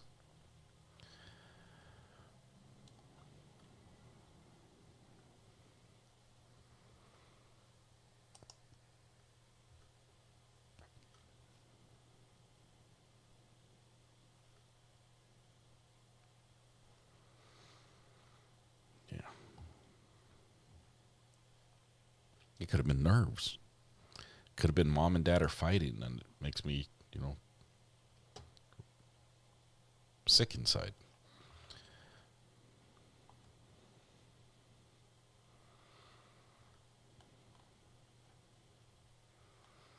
Too many sweets. Speaking of too many sweets, my family ate all my My Smarties. I had a couple rolls of Smarties, and then they shared them all today, and there's just a pile of wrappers left.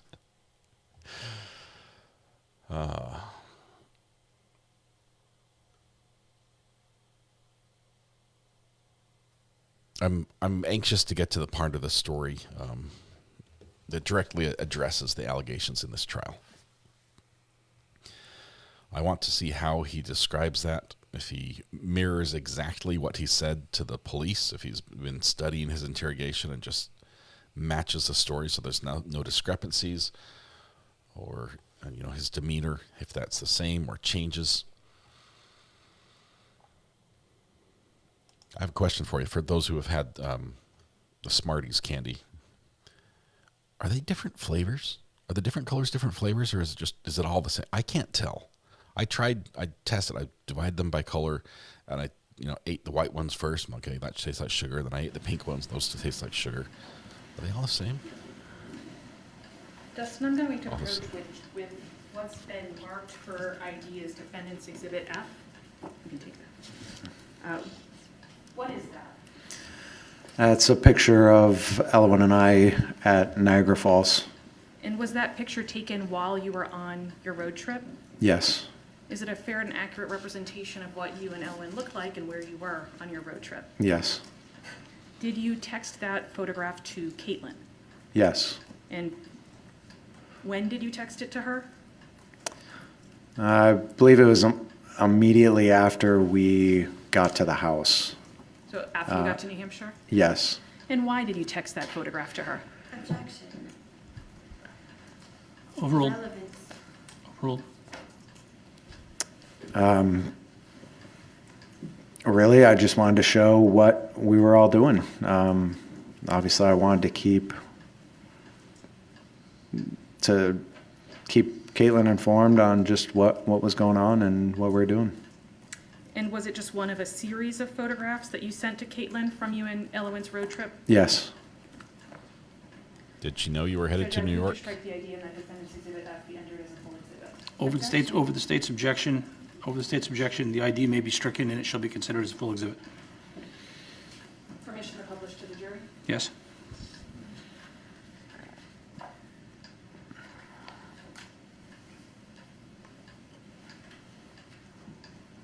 Members of the jury, I'm going to ask you to pass this photograph.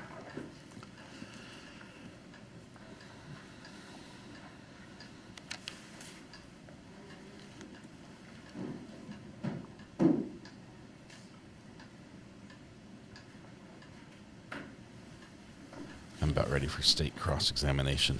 I think it's going to be spicy.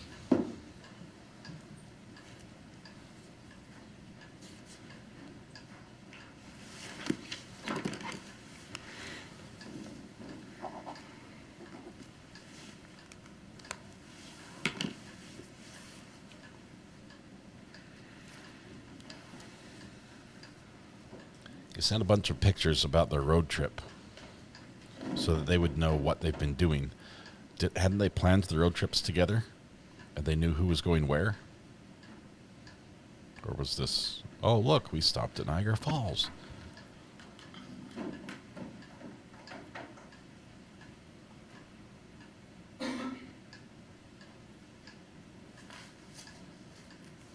They split the kids. They each took one.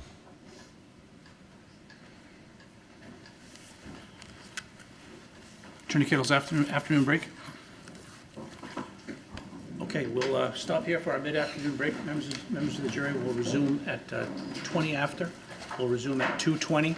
Again, please do not discuss the case amongst yourselves, and if anyone does so, please inform a bailiff. Thank you. All rise.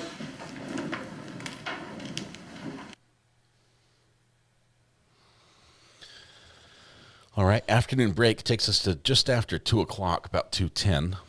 Kim, getting a new tattoo. Somebody's on the phone. Let's see who it is. Call from Meanie Banana. Hey, Meanie Banana, how are you doing? Good. Hey, did you see how the timeline he's creating didn't make a bit of sense? Yeah, in several places. He plans a trip to New Hampshire, but also has a place reserved in Las Vegas for him. He's planning on moving, and He's jumping around.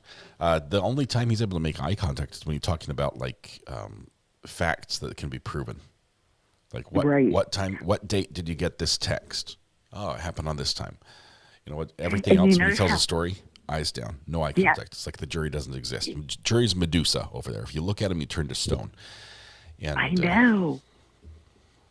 And it's weird when he said something about dropping the kids off and picking them up, like he's the one to keep them together. He would slip up and say, "Oh, I dropped her off," or I picked her up. It's like they were still apart. Did you happen to catch that? Like he slipped up a little bit. It was hard to follow which one he was talking about. I keep expecting him to talk about Caitlin in some sort of an affectionate or positive way, right? Yeah, yeah. And there's nothing. I met her at the bar. She got pregnant, and from then on, it's Elwyn, and that's it. And the only talk is about Elwyn. Yeah. So we'll see where this goes from here. It's kind of creepy. It's kind of like obsessive. It's a little much. It is a little much. Yeah. Oh, well. I just wanted to see what you thought about it because the timeline didn't make any sense to me, and I thought maybe I was missing something. Yeah. I think there's some holes for sure, but maybe the state will fill it in, or maybe we'll get it here after the break. We've got a few minutes for the jury to stretch their legs and scratch their head, because this is weird. But he's not coming across well at all. I think this part is not as bad as if he maintains this same style of delivery through the incident. I think that's going to be bad. So.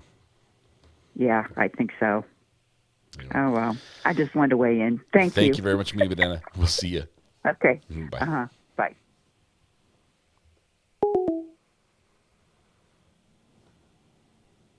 Kim already sent me a mock-up of the tattoo. I can't show you, but hasn't come yet. I'm excited.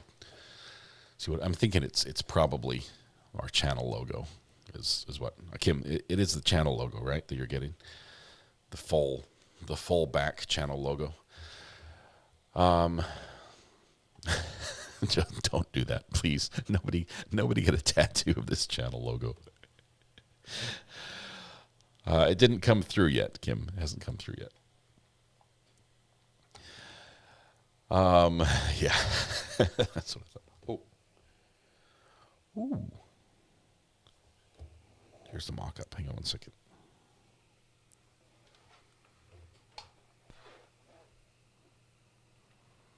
Believe with a butterfly.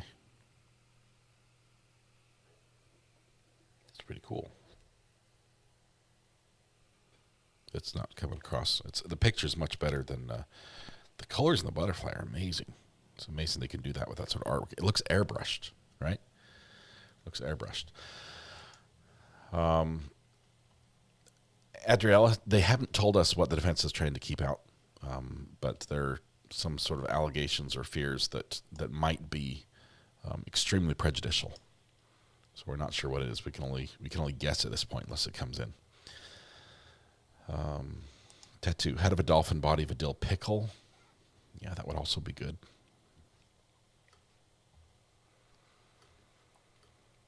Let's see. Armada got 2 tattoos this week. One of them is Scrump from Lilo and Stitch. My daughter made me do it. I can see Ayden getting a logo tattoo after losing a bet. Ayden doesn't lose bets. I'm not sure if you've noticed this or not. Ayden does not lose bets. He's very good at what he does. All right. Pilgrim. I'm just going to take your word. You don't need to send any pictures of that one.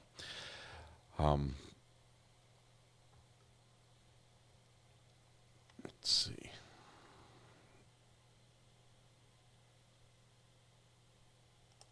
Yeah, the Brewers fans were still crying a little bit. It was a tough loss. Tough sweep there on the end. All right, we're all caught up waiting for the jury to get their little break and come back. I don't know how much longer the defense is going to be on direct with the defendant. He's already been up there for about an hour and a half or so, and a lot of time, but we still have not gotten to the moment in question. They have to cover that, right? You don't want the state to be the one in charge of covering that in the way they want to. So they want to cover it quite thoroughly. I think there's a lot of things that the defense can start asking questions about. I'm hoping they're going to get some leeway to sort of push him a little bit. I mean, not be like badgering the witness, but challenge him on some things and see how he handles that when things don't add up. But he'll be up there till Monday, probably, for sure. So is it time to say go Brewers or not? Yeah, next year. You mean state? I always mix up. I say it wrong every time. I say it wrong. I'm sorry. My brain gets ahead of my mouth. Hello. Let's see. What does... Hello. Hello. Has he been on the stand that long? Not sure. I think it's an hour and a half. It's been over an hour.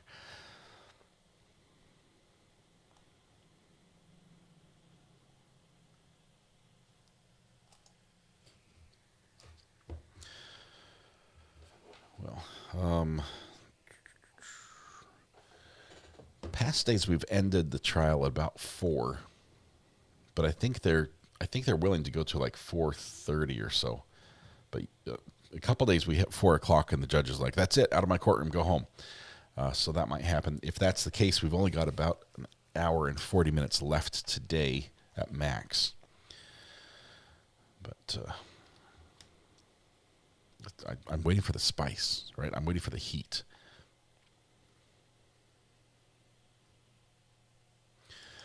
When you left chat open with the commands last night, I was doing dishes with hubby and had earphones in, and I repeated them all until he said I was off my head.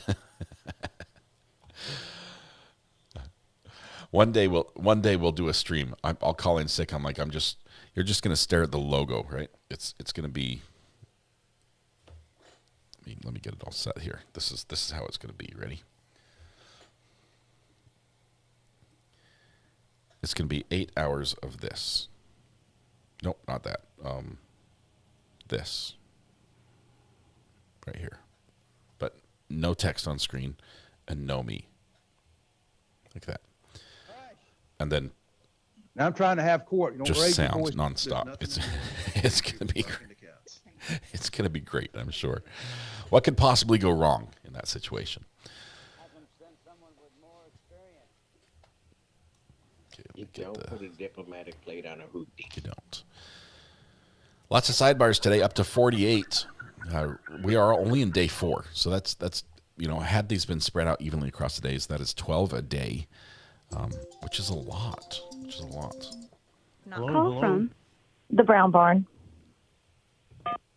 Hello, the Brown Barn. How are you doing? Hey, I'm good. How are you, Scott? Good. I hear congratulations are in order. Is that correct? I'm so excited. I can't tell anybody, but I was like, I know who I can tell. This is you telling 1,500 internet friends about something you can't tell your closest friends and family. Because I know y'all are all really good at keeping secrets. We will. This is just between us. That's right. So but I wanted to thank you. Break the news one more time. Tell us, for those that weren't able to read in chat, why are you so happy? My baby's having a baby.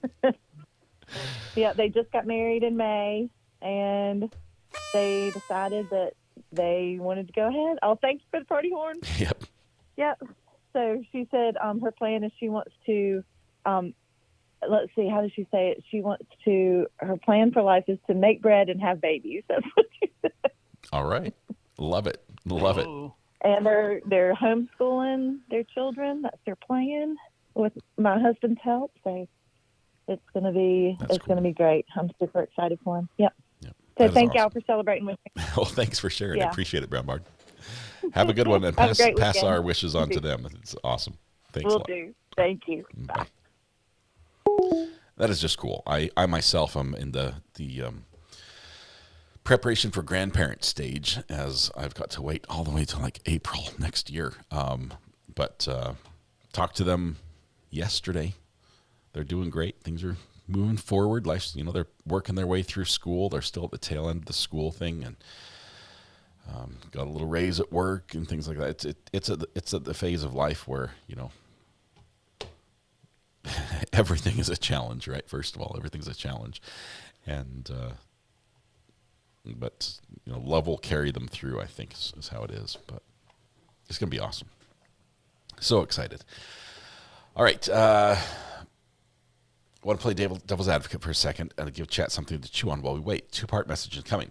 The apparent lack of empathy and emotion coupled with the matter-of-fact style. Okay. Got that part. Let's let the second part come in, Ozzy. Appreciate you doing this. Make us think a little bit.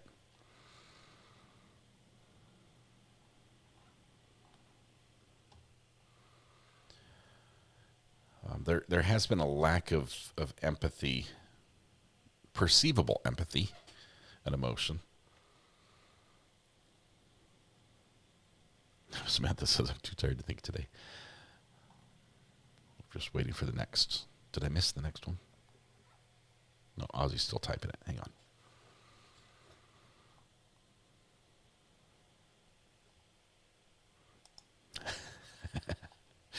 Don't leave us hanging. If his internet, Ozzy, hers, I don't know. Ozzy, if your internet goes down right now, it will all be like extremely frustrated. The anticipation is building. Like the thought experiment. I do as well. Was there something? Was that the second part? No, that was the first message.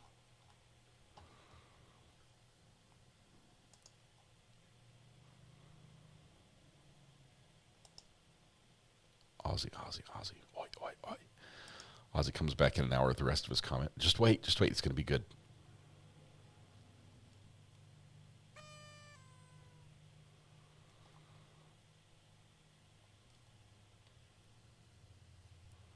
We need anticipatory music. The only thing I have is...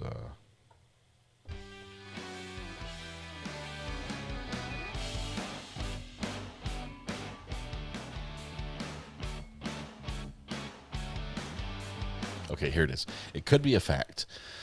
It could be a result of the PTSD and also the fact that he's been in the slammer for a while.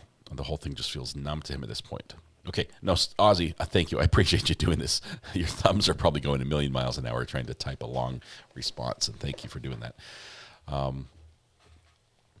So his lack of empathy and emotion could be a symptom of the PTSD and the fact that he's been in the slammer for a while, and the whole thing just feels numb to him. I was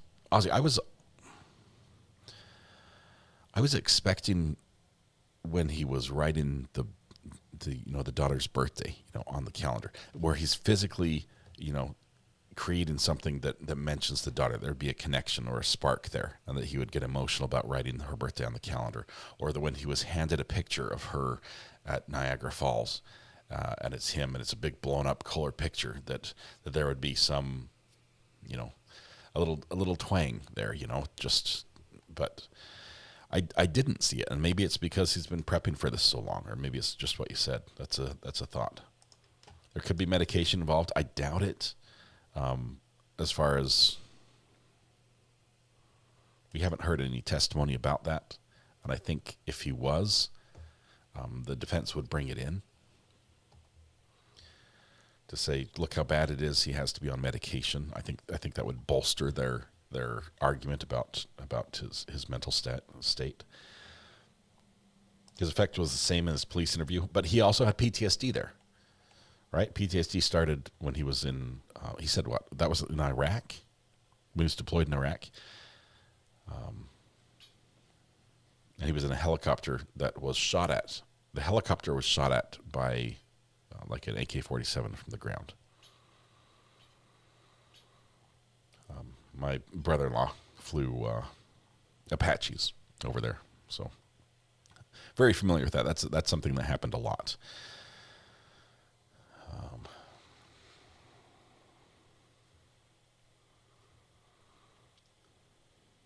was before the slammer. Right, so it eliminates the prison in some way, but the prison could also cause the same effect, though. So I hear what you're saying, Ozzy. Thanks for the thought experiment. We have no idea what's going on in his head, right?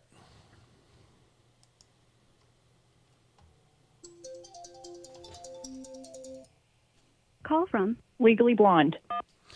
Legally Blonde, how are you doing? Good. I figure if I call, they'll come back, right? Yeah, it's usually how it happens. Not that my opinion is anything other than just one opinion, but this is my thought on this guy. He was done with Caitlin in his life, so she served no purpose. He had a kid that made him a dad, and the dad was a title that he wore proudly without probably really being an excellent dad. That's my guess. And he didn't need that second kid. That's why he talks about her like she's an object. And because Elowen already made him a dad. So he was ready to eliminate the things that didn't matter. And in his mind, the Caitlin and baby too, I can't remember her name, they didn't matter anymore. Yeah, so he just kind of like, played Parent Trap and separated them, like they're Haley Mills, and just, was like, okay, I don't need them anymore, but they're going to cause me problems. So one of them needs to not exist. Can't do a kid, that's wrong. But this one she doesn't matter anymore. I think he used Elowen and like his love for Elowen as a way to probably punish Caitlin. I feel like that's a normal thing for abusers. They kind of love bomb a child as a way to punish the other adult. Hey, this is the love I can show and you're not getting it. Interesting. Because I'm punishing you. That's my guess. I don't know. I think there was enough of his plan that he did want Valen with him as well, the younger child. Or maybe it was that he just didn't want Valen with her.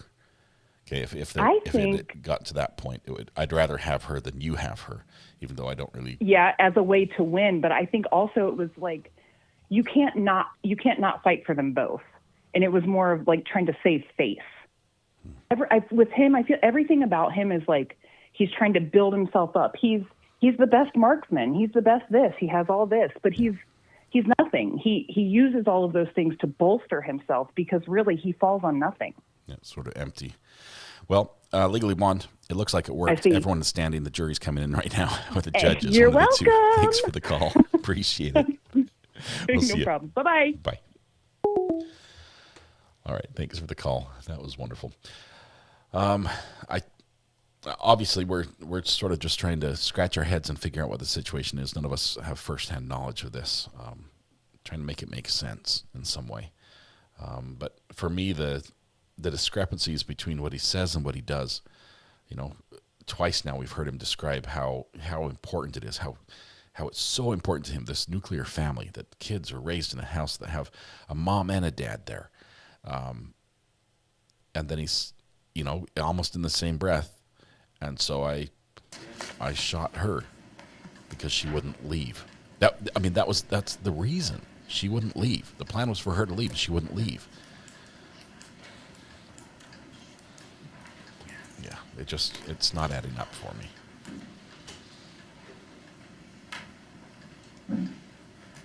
I think the general consensus was they're all the same on the Smarties. Defendant still on the stand, still on direct questioning. Thank you. Please be seated. By the defense.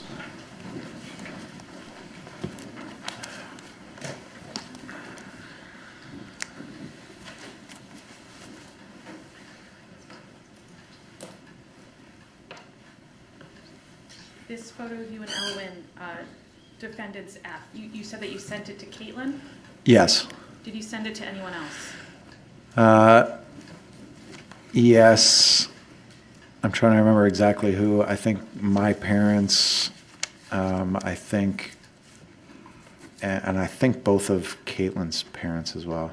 Both Lori and Rob? I think so, yes.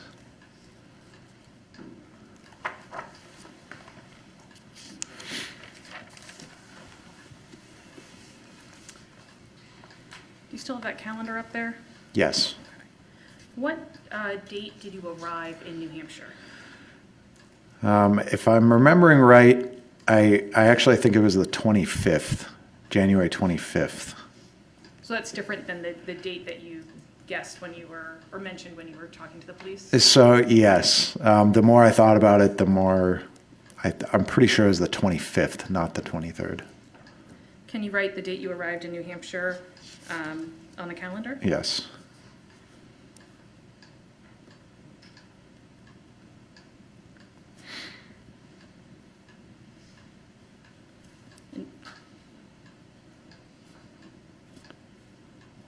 Okay.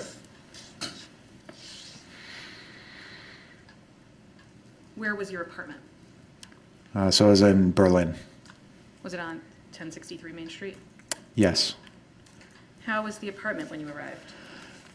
So we arrived a little early, so it needed some cleaning. But anyways, we did some deep cleaning and then got kind of what we had taken in the car set up and ready for the pods to arrive to really get settled in.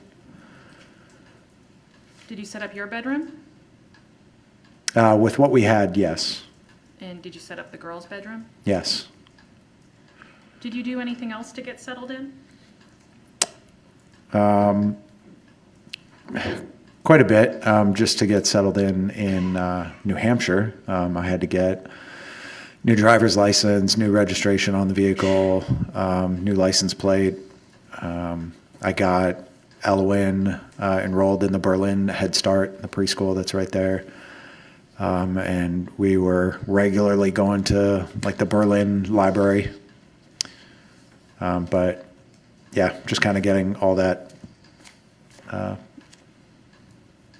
taken care of. Did you send anyone your address? Yes. Yes, Rob was asking to send Valentine's Day cards.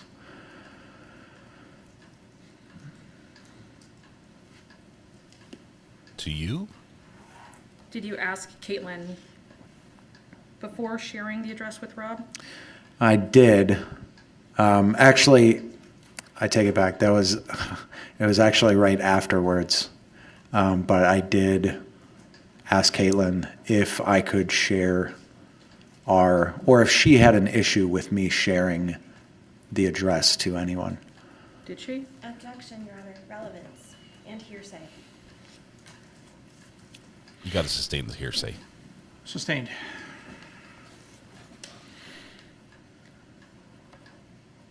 But you testified earlier that you had, Rob, Caitlin's dad, had wanted to send some Valentine's Day cards. Yes.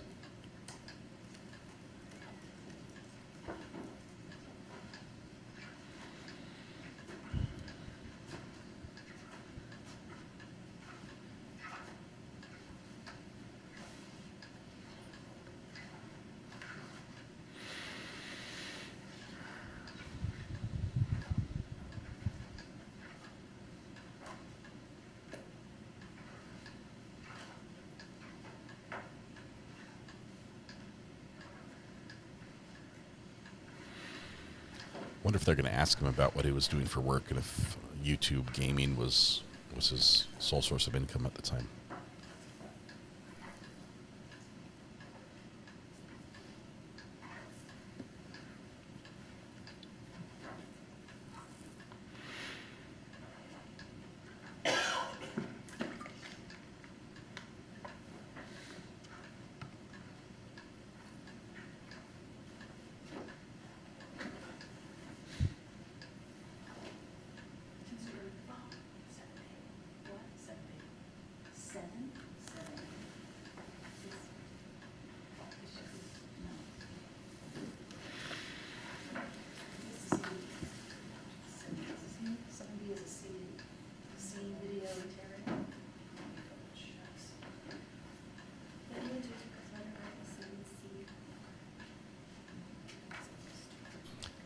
I think he had, what was it?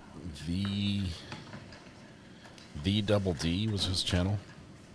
Is that right?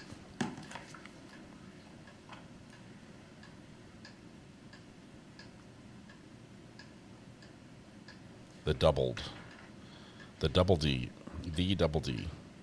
He's got 14,500 subscribers. It's possible.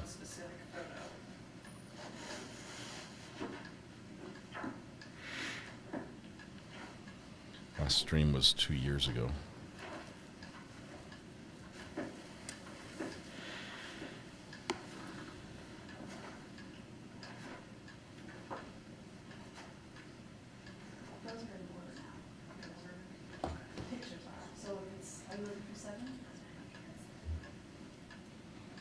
His other channel has hardly any subscribers in his name, but his gaming channel.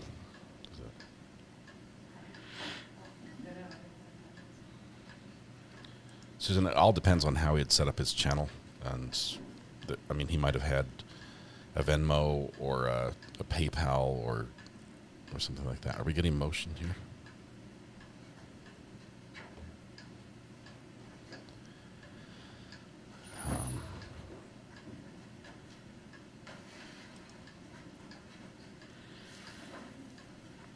Dustin, where in the house do you keep the Valentine's cards? I set them in the living room, and it was on a little, like a black drawer. I set them on top of it. Not sure why we're chasing down these Valentine's Day cards from Rob, unless it's just to sort of prove that the defendant can remember and is truthful and has corroborating evidence about something.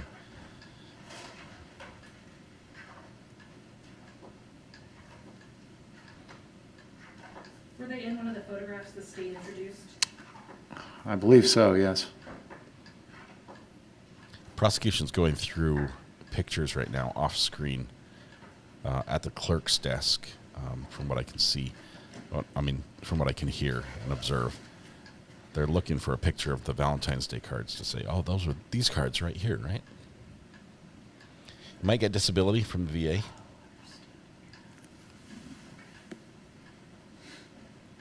Was it maybe visible in a video that was played? Maybe. Okay. That might have been it. For everyone's sake, I'll stop trying to find it. That's right.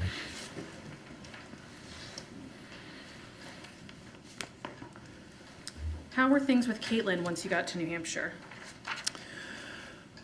So they were all right at first, but she was really having money issues, and so she was continually asking for more and more money. Continually.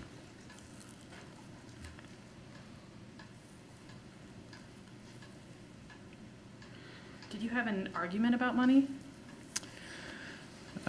Yes, so this was February 14th. Valentine's Day. How romantic. She really what a lot of it was about money, but it also included how she wanted to put Ellen and Valen on her taxes. And I didn't even say no, but she just didn't even like that response. So she started making a lot of threats about how she was going to say that I kidnapped Elwyn and took her to New Hampshire without her permission. Let me ask you, had you done that? No. And your understanding was that Caitlin had given you permission to? Yes. And you had been staying in touch with Caitlin along your journey? Yes. And sending her parents your address? Yes. Who did she say she threatened she was going to call and falsely make these claims to? To the police. What else? Anything else happened during that argument? Along with that, just threatening that she would take the girls away from me and I'd never see them again.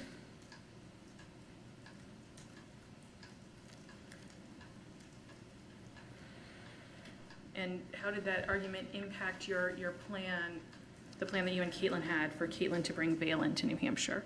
So at that point, I wasn't sure what was happening. Now it sounded like she was not going to bring Phelan to New Hampshire. So I start making a bunch of calls immediately. So Let me back you up there for a second, okay? Yes. You said that argument was on February 14th, yes, and is Caitlin's phone number 612? Let's take a look at the cell phone records the state introduced into evidence earlier. I know it's not an active listed phone number, but we try to mute those because YouTube sometimes has issues with that.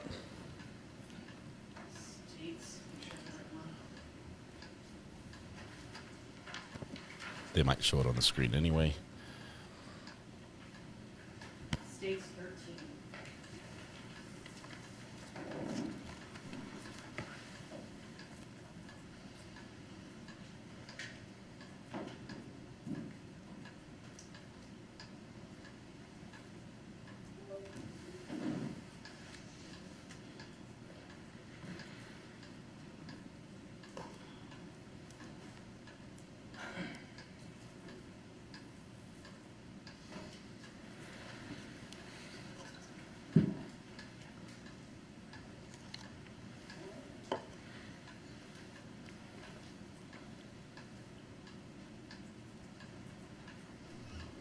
That's an Apple computer.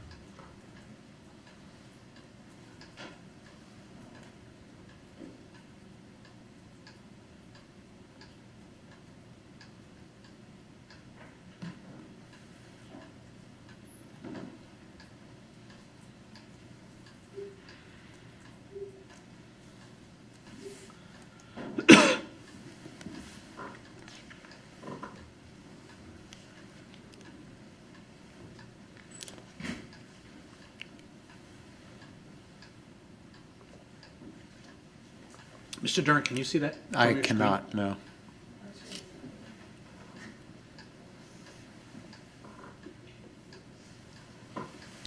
We might have to cut away from it too if it's going to show addresses and numbers.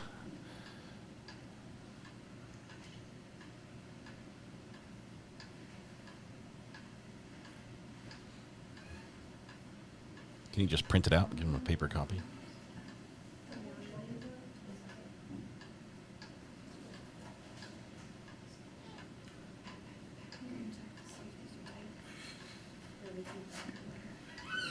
How do you work the tech in this courtroom?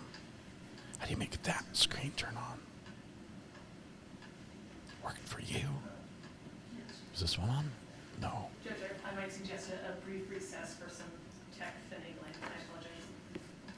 Okay, all right. Members of the jury, under the circumstances, we'll take a quick break. It shouldn't be more than 5 or 10 minutes. We'll resume when we've restored capabilities. Please do not discuss the case amongst yourselves. Thank you. All right.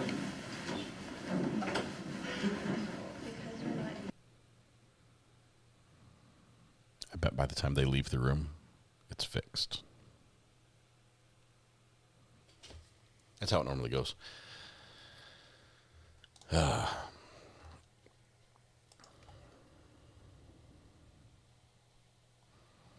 do get the feel that the defense is sort of stalling, dragging things out here strategically. It would probably be more beneficial if the jury can sit over the weekend and the last thing they have in their mind about the defendant is pictures of him with his daughter, in Niagara Falls, and anything that can potentially be portrayed as negative from Caitlin, and let them stew on that for the weekend, instead of cross-examination by the state, where he's really put into a corner and maybe even just made to recount and say what he did. And explain. I mean, if the state's able to explain why you say you knew that you were screwed as soon as she was shot. Why did you know you were screwed? Explain that. I'd like to know. All right.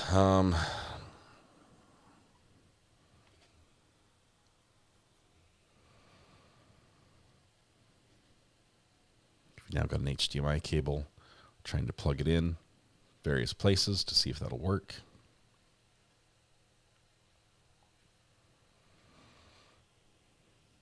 The cameraman doesn't realize he has not locked the camera down on the tripod. Maybe we might have to aim for the flag instead. Oh, she's got it now. This camera is on a tripod, almost as tall as she is, and the camera itself is probably a TV quality camera, or at least bigger than a football. It's not one you can miss. It's not a pan tilt zoom camera, it's manual. Peter Tupperware, member for 30 months, makes you an OG. I wish I was 30 again. Or do I? Whee! It's always fun to be our age.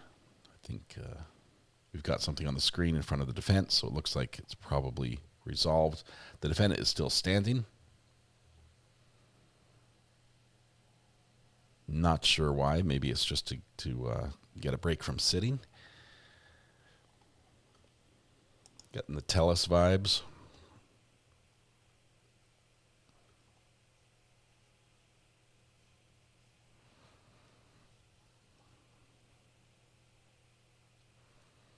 Prosecution likes figured out. Yeah, they're not looking like they're helping much. They're like, sorry. You get what you get. I'm sorry you didn't prepare.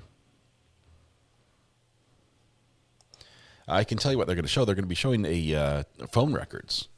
Phone records. He just confirmed in one of the last questions to the defense the phone number that was associated with his wife, her phone number, and so this will be another point of data that can corroborate his testimony as to when he texted or when they had a discussion. So this will prove that he is in fact telling the truth. It's a great strategy by the defense. In and of itself, the substance of this is probably irrelevant, but it basically is him. I'm telling you this story. You don't believe me, but here's a fact that can serve as an anchor point to show that it did in fact happen that way. So very good work by defense. Seriously, does anyone ever ask outgoing jurors about this? The waiting is torture. This is why we're on this chat. I think some jurors have spoken about they spend a lot of time together talking about things that aren't case related. These obviously no one's spoken to these jurors.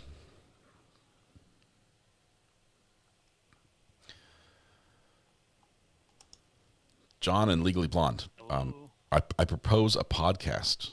You two should get together and do a podcast. I think it would be awesome. Hello. Let's see. He's in custody, I believe. And I believe these are public defenders as well. That's my understanding. Tall lady, a journalist. I believe she's family. Hello. I wonder if any jurors got married mid-trial. Can you imagine meeting somebody in the serving jury duty with them getting married mid-trial? Like, judge, we need a break for our honeymoon because juror number 7 and juror number 6 have been sitting together. They've been dating all this. They started dating after week 3 of the trial, and now they've tied the knot. They're headed to Vegas to celebrate. Is that a mistrial? All right, we're back.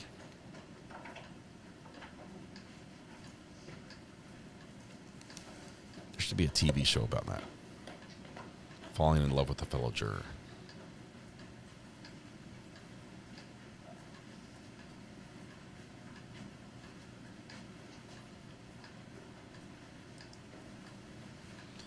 Juror marrying a defense attorney after the trial. Did we have down in Florida, like Casey? Thank you. Wasn't it Casey Anthony sort of a similar situation? So you testified earlier that Caitlin's phone number was 612-97, right? Yes. Okay. And now we're taking a look at the cell phone records. Well, I do my best. I'm going to go ahead and cut from this just for a minute. because we don't need to see all the other numbers. Number 35 is highlighted. Yes. Does that show that you called Caitlin on February 14th? Yes. What time does it say you called her? 15:33. Is that 3:33. 3:33 p.m. Yes. Okay, hang on. And after you said you had called multiple people after this argument. Is that call the one you're referencing with the argument? Yes. Yes. Waiting for this to be off the screen. I don't want to Who show did you contact all these people's numbers after the argument? I believe I called several different people, but I called my Minnesota attorney several times. I called. Now we have. I think I called my parents. I think I called. I may have called Rob and Lori. I guess I don't remember specifically that day. Okay. And going through these cell phone records would help you remember, I assume. If I knew the phone numbers, I don't know. I don't remember the exact phone numbers. The next two calls you made are to 952 95. His phone number? Yes, actually, yes. And is that an attorney that you were talking to around child custody? Yes. Sorry, we've got to keep this off the screen until they're done showing all these phone numbers. Even though it doesn't dox and identify each one. Show that you called your Minnesota attorney twice? Yes. At what times? That was 15:55 and 15:56. 3:55 and 3:56.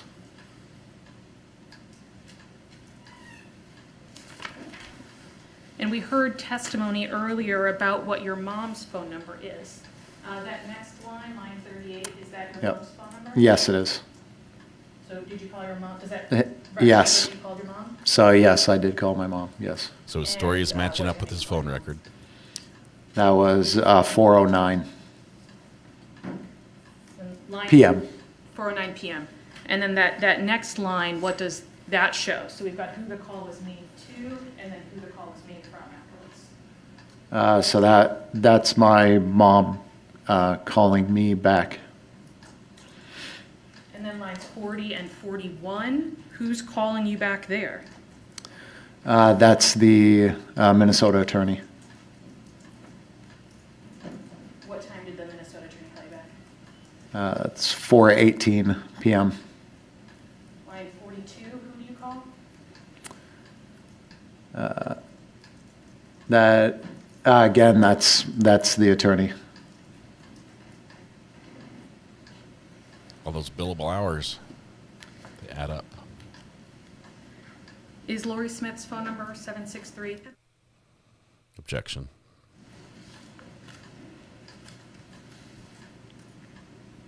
May we approach? Sure. Can we get this off the screen, please? Come on, cameraman, help us out.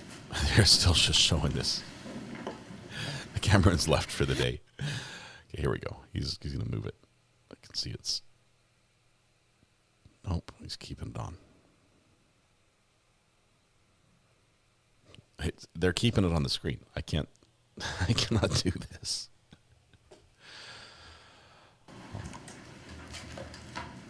That's approach number 49, You testified earlier by the about way. having some trouble remembering Lori and Rob's numbers. Would it refresh your recollection if I showed you their phone numbers? Yes. That was a leading objection. Objection, Your Honor. As to format. Sustained. May I see what's being shown to this witness? May we approach? yes. The prosecution's laughing at the absurdity of what they're trying to do here. Basically saying there's approach number 50, and it's still, okay, here we go. Cameras, there we go. Thank you very much.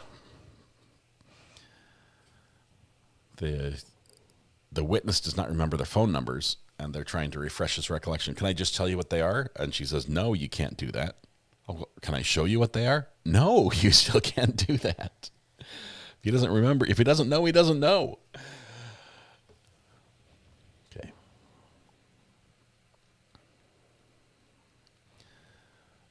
Enjoy the lights on you. Thank you. I can make the lights do different things if you want. Just make a request for the color. We'll change it. Okay, sidebar number 50. He made a lot of calls, and his story that he's told us has matched up with his cell phone records so far. That's a good thing for his credibility, and I'm sure the jury is making note of that he's being truthful in this manner. So this is good work by the defense. They need this. They need this for when we get to the part where the jury's like, huh, that doesn't sound right, and there's nothing like this that we can, solidify the testimony with and prove that it happened. Let's see. Story development from phone records. Yeah, he memorized the phone records that made the story. That's a possibility. Laurie, I admit I was expecting there to be some sort of doctor to testify about this, and it has not happened. So maybe that's the doctor that was on the witness list who isn't going to testify. I believe his lawyers are court appointed. We know that finances was an issue throughout his marriage, and it did not stop with the death of the mother of his children. So imagine paying for a lawyer in a murder trial. So you don't remember Lori's number? I don't know. Do you remember the area code or anything like that? Not off the top of my head, no. One job. And you don't remember Rob's either? No. Okay. But you think that you called Lori and Rob? Yes. We heard testimony earlier that the Berlin Police Department phone number is 603. Even though it's a police department? 31. And we also saw from an earlier witness that you called 603-731 on February 14th. I'm going to draw your attention to line 46. This is supporting the fact that he... Does that show that you called the Berlin Police Department on February 14th? Yes. And what time? 5:20 p.m. Did you call the Berlin Police Department before or after your argument with Caitlin? Afterwards. Why did you call the Berlin Police Department? I was worried that she was going to call them and try to have me arrested. Like claim that I kidnapped Elowen and brought her to New Hampshire. And again, that claim was false. Yes. What did the Berlin Police Department tell you about whether or not they would get involved? They said they would not get involved. They said it's a civil matter. Take it to court. Let's look at the next record, line 47.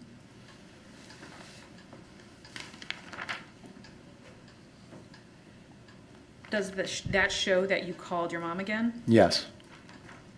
And what time did you call your mom? 5:32 p.m.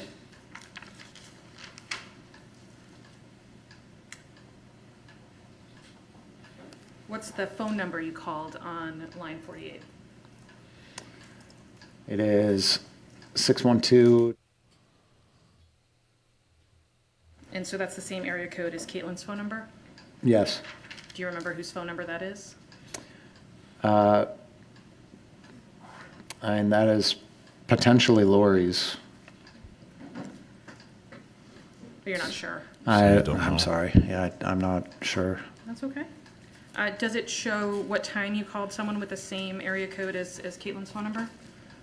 6:45 p.m. And is that the last call you made that night? Yes, it is.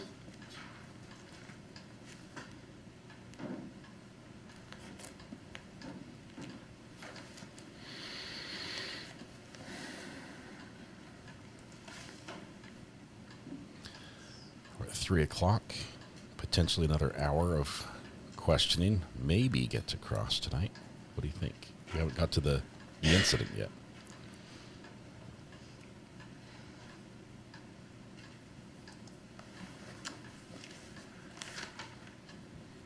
After that argument, when's the next time that you and Caitlin communicated? So it was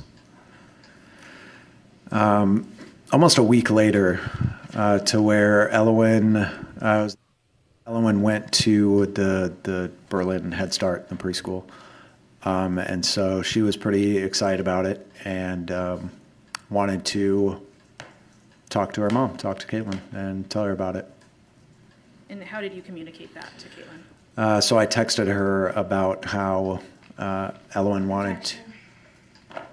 This is hearsay. I apologize. No ruling. No ruling. Go ahead. Withdrawn. Sorry, can you say it again? I can try to ask the same question again.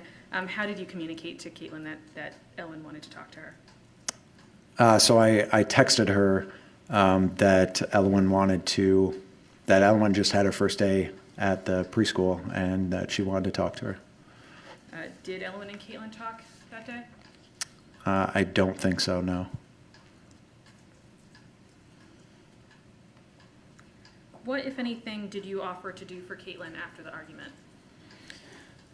So eventually, just because I was worried about this,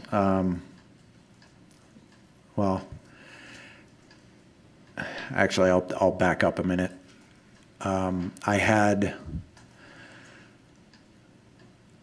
hadn't seen Valen, and so I want to see if she was okay. Non-responsive. Overruled. I was checking on Valen, wanted to see if she was okay, so I texted Rob, her dad, and just to see if he could go over and check on Valen and just see how she was, which he did. But Rob is Caitlin's dad, not Valen's dad. Said that he didn't actually see her, that Valen was sleeping, and that he just didn't want to push the subject. So he just kind of left it alone. And how did that make you feel? So obviously a little disappointed, but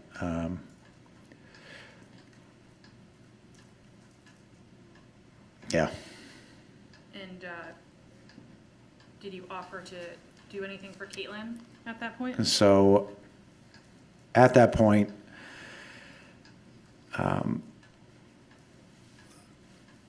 I was just thinking, okay, if I can just text her and say, okay, you can claim Elowen and Valen on your taxes, and if I just say that that's okay, will you still bring Valen to New Hampshire? And what response did you get? And she said yes. Did you do anything else to make sure that Caitlin would bring Valen? So I did. I think I had already done this actually, but I did reimburse her for the plane ticket, and I was still sending her what I could money wise. What else did you do after the argument?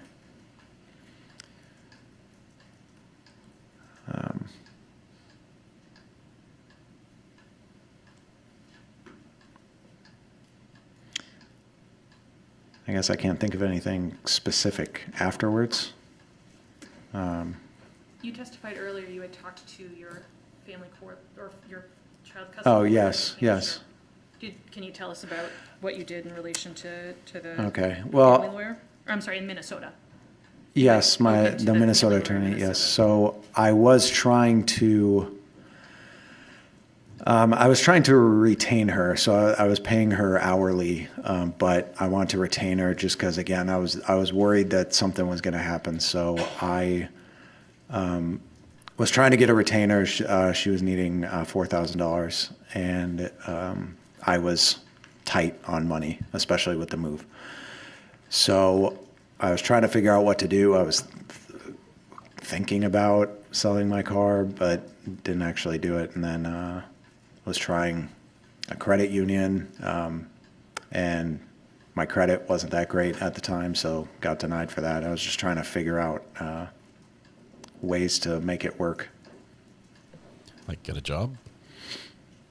Were you able to retain the lawyer? No.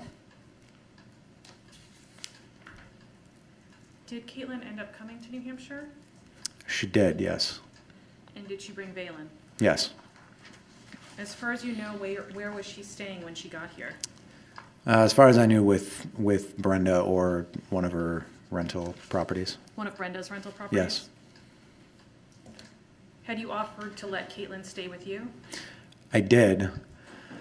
I texted her about how I kind of figured that she would. May we approach? Yes. I'm liking his face every time there's an objection. He gets so mad. He's like, oh, I was talking.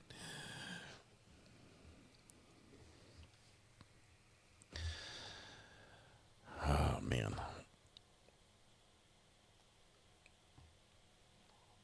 This doesn't match up anything. I was really tight on money. I had a place in Las Vegas when I moved to New Hampshire. Just went dark. See if we can get this fixed. I was really tight on money when we went to New Hampshire, but I kept giving her money, but she kept asking for more money. I reimbursed her for a plane ticket, but I didn't have any money, so I was going to a credit union. I had bad credit, and I couldn't get a loan. Just couldn't get a lawyer, couldn't retain a lawyer because I didn't have money, but I kept giving her money. I'm not sure. He's doing I was the good dad payments, but he doesn't have money for anything else. Like basic needs, I think.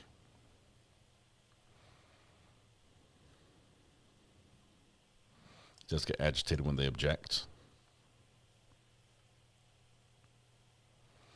Just makes me think he killed her because of money and custody issues would be solved. Part of him saying, if I agreed to this, would you still just bring her up? Bring Valen up. Might be seen as premeditation, that he planned this out. I'm sure the DA will attack what they need to on this one. Did you use corn or flour tortillas when you made your enchiladas? I prefer, for the enchiladas, I prefer flour if you like them wetter. Corn tortillas tend to be more dry, and I like the flour ones, but they can be a little bit. I don't know, slimy. That's a terrible word for food, slimy. But flour tortillas can have that. If they're too wet, it's not good. This is murder 2 that he's up for. That's correct.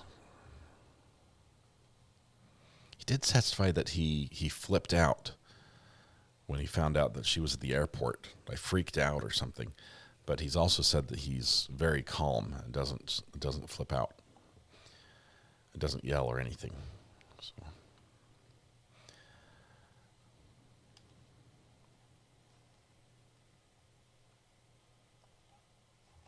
Hello. Flour tortillas can't stand up, but corn tortillas just crack. I mean, if they're not just super, super fresh, you got to use them like brand new and use them then, or else they crack.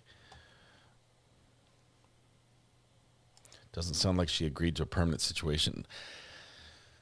Doesn't sound like communication was a strong point in their relationship ever. Ever, ever.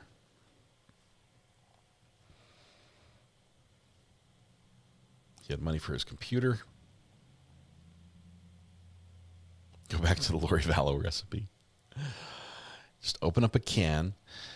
That's terrible. Seems like my way or the highway. Sustained in part, subject to rephrase. Sustained in part. Had you offered to let Caitlin stay with you? Yes. And Did she take you up on that? And she said no. And without saying the content of the messages, how were you aware that she did not want to stay with you? Or that she had, why did you think she didn't want to stay with you? Objection, Your Honor. I'm just, in terms of phrasing of the question, I'm not sure how we get to that without hearsay. Your Honor, we approach. Yep.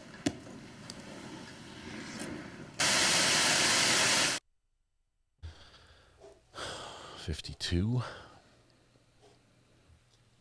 Look at his face. He's like, big sigh. He's looking at the water thinking, I wish I hadn't drank quite so much. I'm going to need a break here really soon.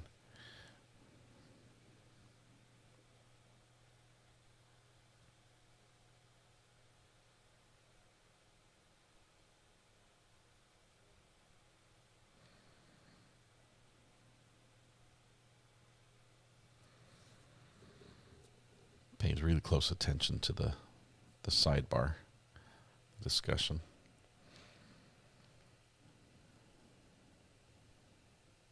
What does this mean? Why is he always doing this? Every time there's a break in a sidebar, this is a position he takes.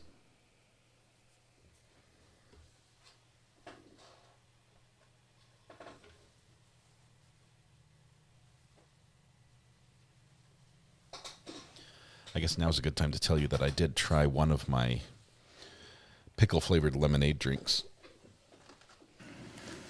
Did you receive a text that caused you to believe Caitlin did not want to stay with you? It wasn't terrible. Yes.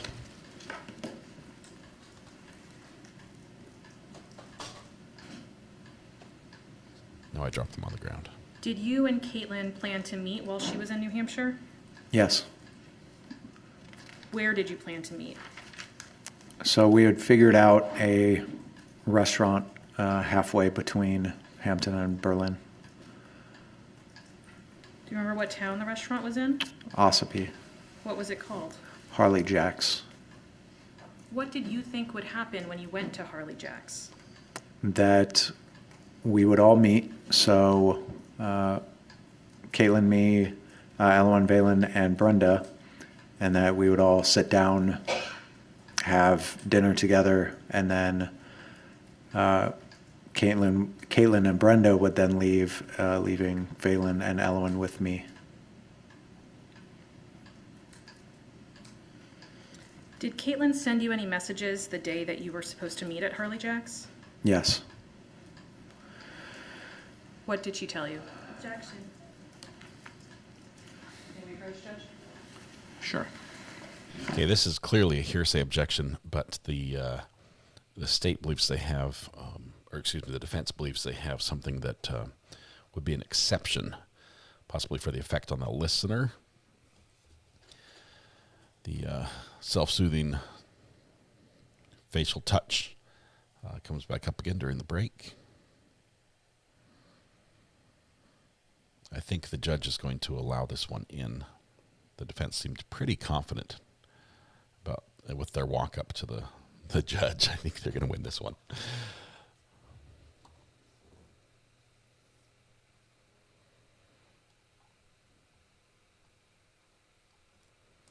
So it could be amazing. What I'm worried about on cross is the same thing Sloth Life is. I'm worried that the defense is going to constantly object to every question brought up. Everything that they nearly get him, they're going to throw up this objection, which is going to break the stride or the rhythm of the prosecution and lessen the effect it might have on him. I live in New Hampshire. Ossipee is not halfway between Hampton and Berlin. I'm guessing that when they say we came up with it, it was our decision, that he might have had something to do with that.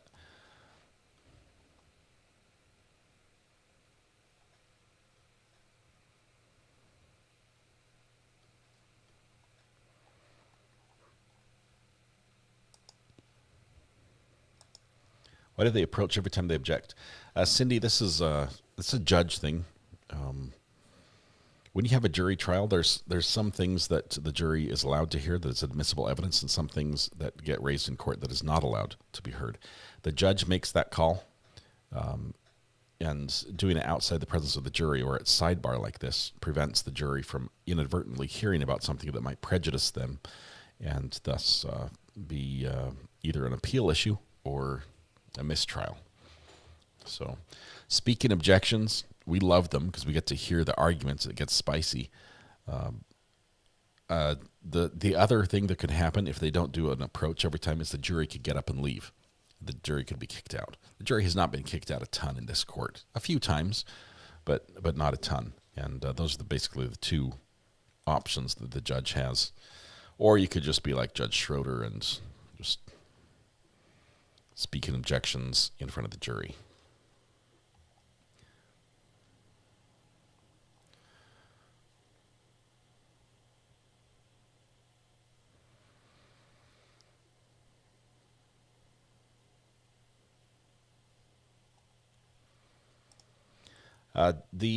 Some courts do have orders by the judge that the minors will be identified by initials only.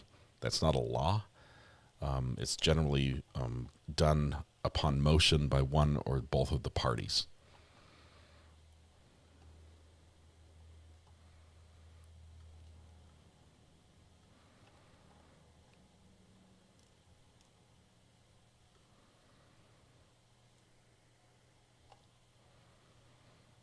He has a bit of an attitude, a tiny bit.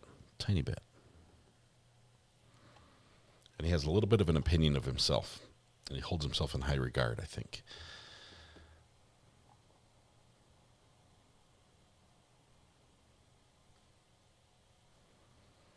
It's like sidebar 20 for the day. I think you're right. We are near 20. But I'm a creep. I'm a weirdo. Is that the song? I don't belong here. He thinks he is the hero in the story. Yes, he wears a cape. If he were to draw his own image, he would draw himself with a cape, I think. I nominate him for Prison Inmate of the Year 2026.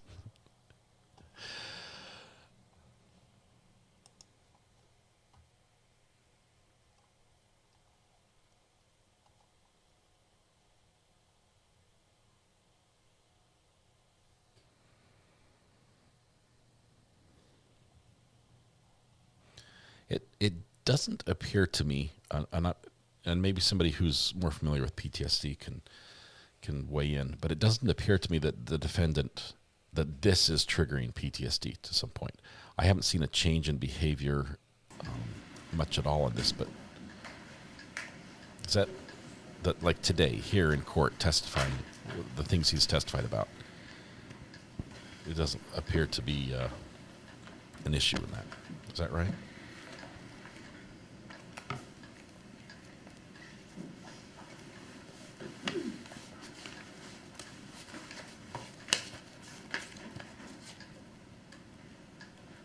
Before you met up at Harley Jack's, did you text Caitlin to ask, is it just you and Brenda?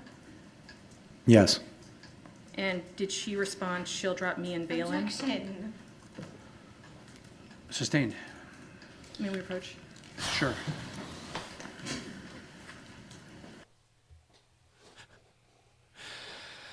Clearly the defense got permission to lead on that one. But then they tried to take it one more further, which was not permission.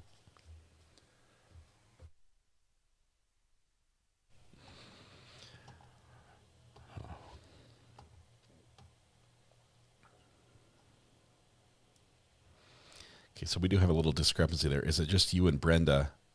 She said yes, but there was somebody else in the car, right? Paula was in the car too, right? Was that who? Let's see. Or Shannon. You got Brenda and Shannon both in the car, I think.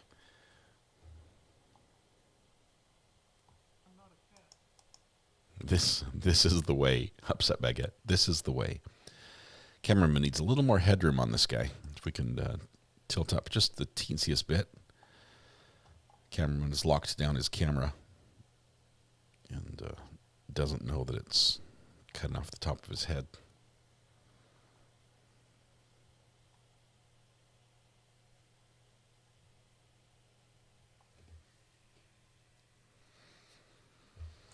Sloth Life, as someone with complex PTSD, I don't see anything I would necessarily class as being PTSD. In my opinion, he's very calm and composed, and even reliving things, no change in him. That's what I'm saying. I don't see in him that he's been triggered, or whether either it's well under control, it's being managed, and possibly medically, I guess,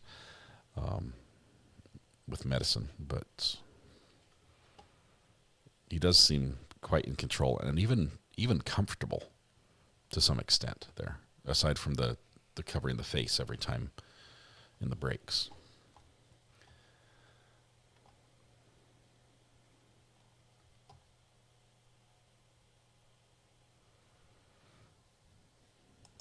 Biscuits time for the camera guy.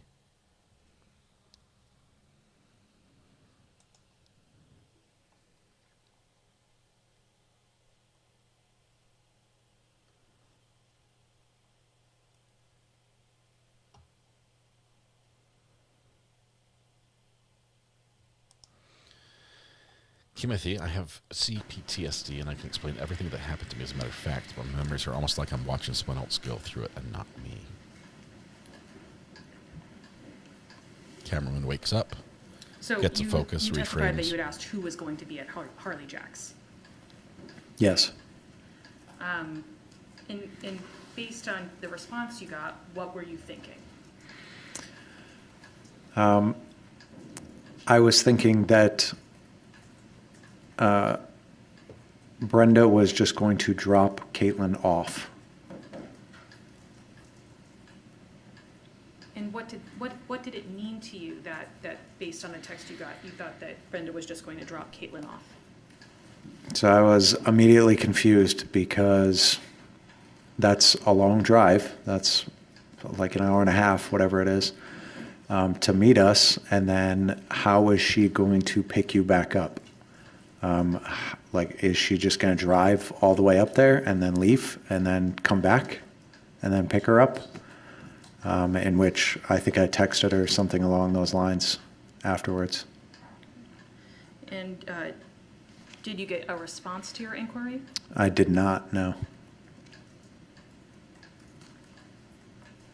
Did you end up going to Harley Jack's? I did. What day? That would have been February 28th. Can you please write that date on the calendar? Yes.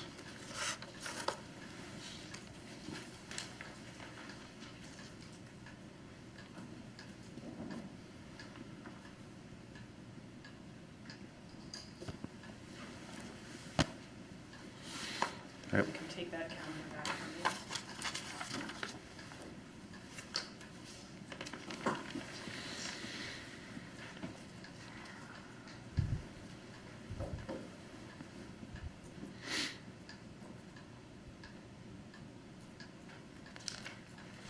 I hope the defense brings the calendar back up and has him write more things on the calendar, like the day he shot his wife. I'm going to move to strike the ID from Defense Exhibit E and have it entered as a full exhibit. No objection. The ID may be stricken and it shall be considered as a full exhibit. Your Honor, may I have a motion adjourned? Certainly. Now they get to look at the calendar. And I'll just let you know there's some information on the second page.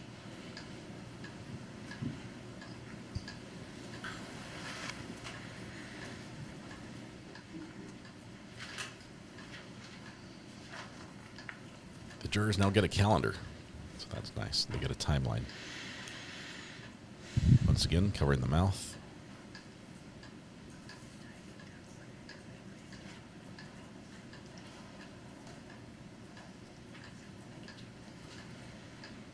At 3:23. Do they have anything else today?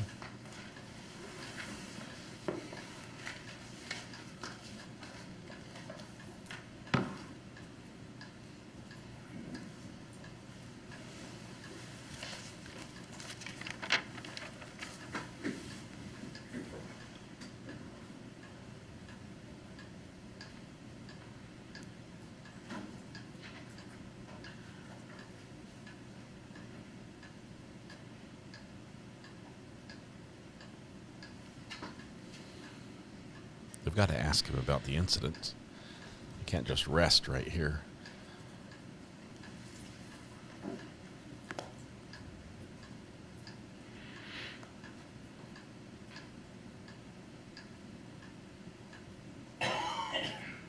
Ashley, I'm turning the clock up for you. Just turn it back down.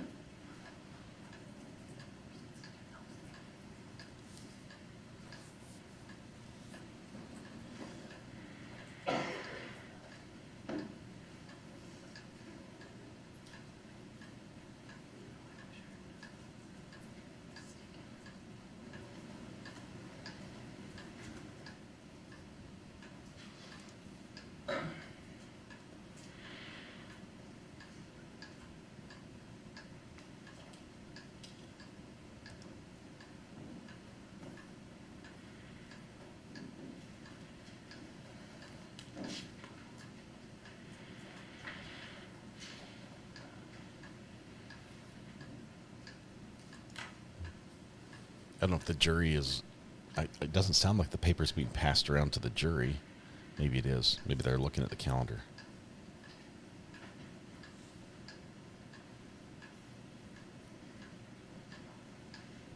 Okay, I just got an ad on Twitter, on X, for coffee that's... You know how I had the FU trees?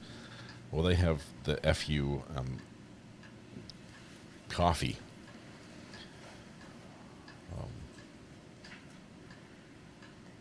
Wonder if you could, maybe I should market like some FU brand cough drops.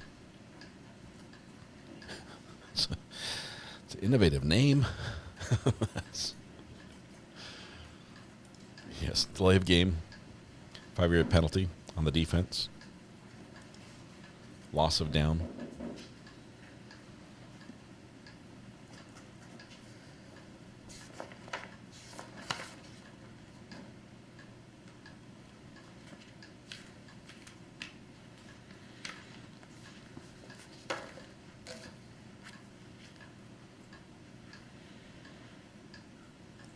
Yes, the DA definitely can.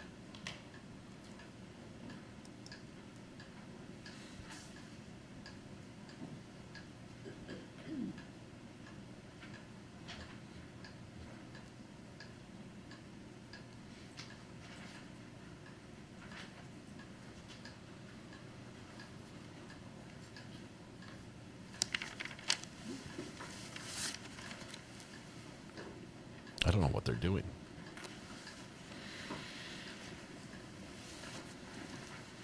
I think we might be done.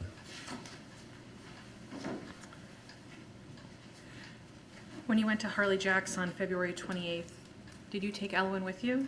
Yes. Did Caitlin also go to Harley Jack's? Yes. Who got there first? I did. Where were you when Caitlin got there? I was inside the restaurant with Elwyn. What happened when Caitlin got there? So she called me to say to come outside because she had a bag of Valen's things and to put it in the trunk. So that's what I did. Came out and grabbed it and put it in the trunk. And then the four of us, Caitlin, myself, Elwyn, and Valen, went inside the restaurant. Was Brenda there? No.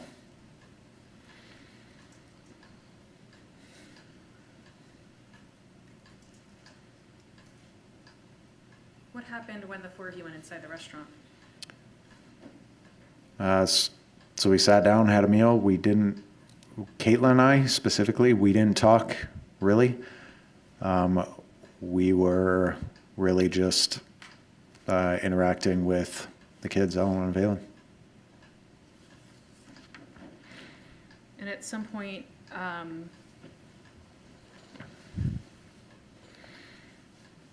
what did you decide to do when you were leaving Harley Jack's? Well, I didn't get to make a decision.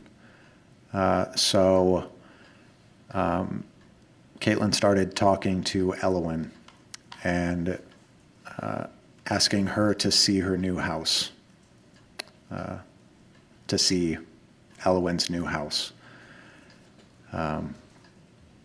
So at that point, I was taking it like she wanted to come back to the house. And what did you think when you were taking it, like Caitlin wanted to come back to the house? So again, I'm really confused because she explicitly said she did not want to come back to the house. And so I didn't know what was going on. Like, why was all of a sudden the plan changing? So I was hesitant, but I just agreed that, okay, fine, you can come back for the night, but it would just be for the night, just the one night. And what happened after you left the restaurant? We got in my car and drove to the house in Berlin. Who's we? So myself, Caitlin, Elowen, and Valen.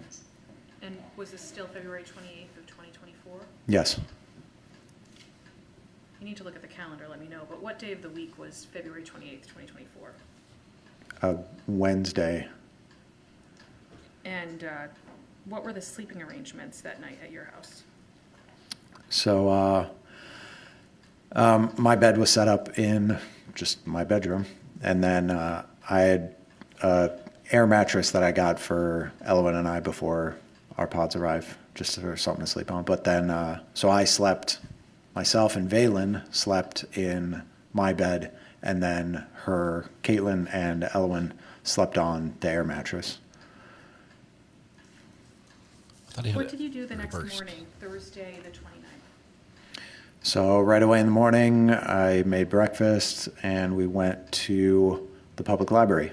It just happened to coincide with bi-monthly, they had a arts and craft, like kids arts and craft thing at the public library. So we went there just as a family, and just went through the story time, and Elowen made just the character from the story with like cotton balls and glitter and stuff like that.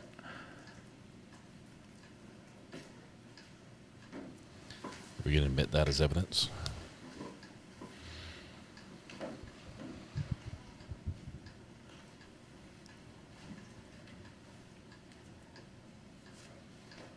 So he's like, why are you coming to my house? You weren't going to come to my house.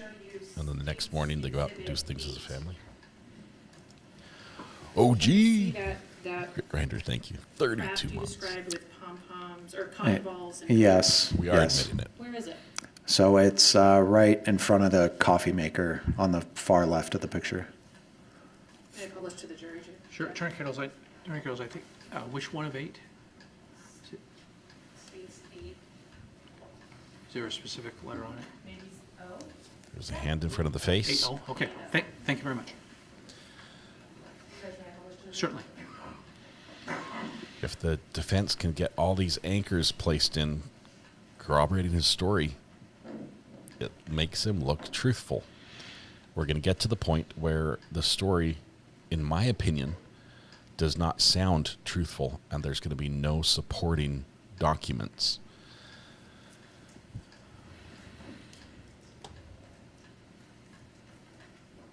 Where did you go after children's story time and arts and crafts at the library? I went back to the house. Your Honor, may we approach? Okay, certainly.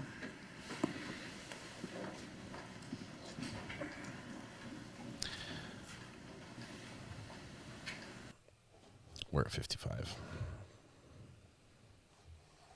Surprise, surprise, surprise. We have another approach. Oh, man.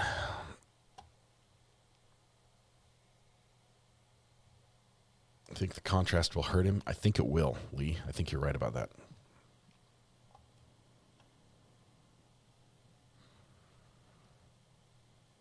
They're going to no cross today. Yeah, they definitely won't finish cross, that's for sure.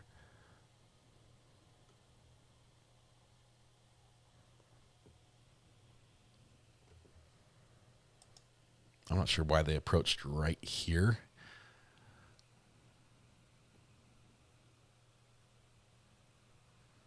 Unless there's some other story they can recount and tell to explain why something is in one of the pictures that's already admitted in evidence of the crime scene. They have to get to the part where he shot her, right? And I don't think they want that to be the last thing of the day. They don't want the jury to be like, and then there was no threat, but she wouldn't leave, so I shot her. I don't want, the defense does not want the jury to go to bed thinking that and being like, wow, did he really just say that? They want to call it a night, I'm sure. I don't think they're going to conclude there. There it is. For the day and for the week. So once again, just a series of instructions. You've been very attentive to my instructions, and I appreciate that. Because it is going to be over a weekend, we will start again 9 o'clock on Monday. Between now and then, please do not discuss the case with yourselves or with anybody else. And I realize that we're going to be, it's going to be a 2-day break, but please discuss the case with nobody else. Please don't do any research about anything that you've heard about as part of this proceeding, including any online research, any visiting of any locations or anything like that. Take no action in that regard whatsoever. Again, there is a media presence here. Please do not research any aspect of this, and please go so far as to avoid any interaction with anybody relative to the content of the media coverage as well. Please try to avoid any inadvertent exposure. And with those as the instructions, and again, I appreciate your attentiveness to these instructions. We'll resume again 9 o'clock on Monday. With that, I wish you a good weekend and take care. So as the jury leaves for the day, the defendant is on the stand testifying in his own defense in a murder trial. And what does the jury have on their mind as they leave? That he's basically Father of the Year. Should have been awarded the Bronze Star or something else in the military for his just absolute awesomeness. Wears a cape in daily life because he's that much of a hero. And they have a picture of cotton balls and glitter has been admitted as the last piece of evidence. Monday's going to start with a bang for this jury. And I don't mean that. Didn't mean that to be literal. Because Monday may end up being accelerated relative to the number of things that have to be done over the course of the day, my intention is to get to you folks a draft of the second half of the jury instructions with the understanding that it is completely, and I emphasize this in the greatest possible terms, a rough draft, but I recognize everyone's ability to prepare zealously with respect to their specific positions. I want to get a rough draft to everybody when I can, with absolutely no indication one way or another of how I'm ultimately going to rule, but I want to make sure that I've got at least a structure out there and a format so that counsel can at least be prepared to make their arguments and see at least the general format of how I intend to instruct. Obviously, there's still testimony to be received.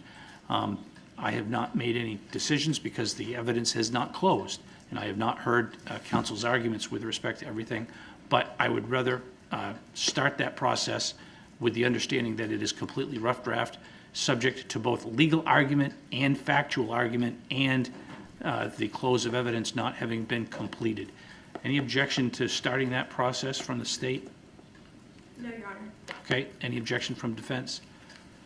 No, Your Honor. Okay, once again, I know folks will need to we need to have a long charging conference and we'll need to tailor closing arguments with respect to the instructions, so I want to give you enough time to do that so everybody's doing their job.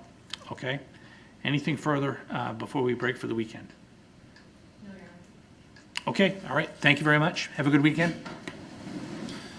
There we go. Defense successfully using the sidebar technique extended today to the point where the jury did not get to the key testimony. They didn't have a weekend to stew on the defendant making an excuse for why he thought it was okay to shoot his unarmed wife as she lay wrapped in a blanket on the couch, feet up on the coffee table, and her daughter in her arms. That's going to be some tough testimony for the jury to swallow.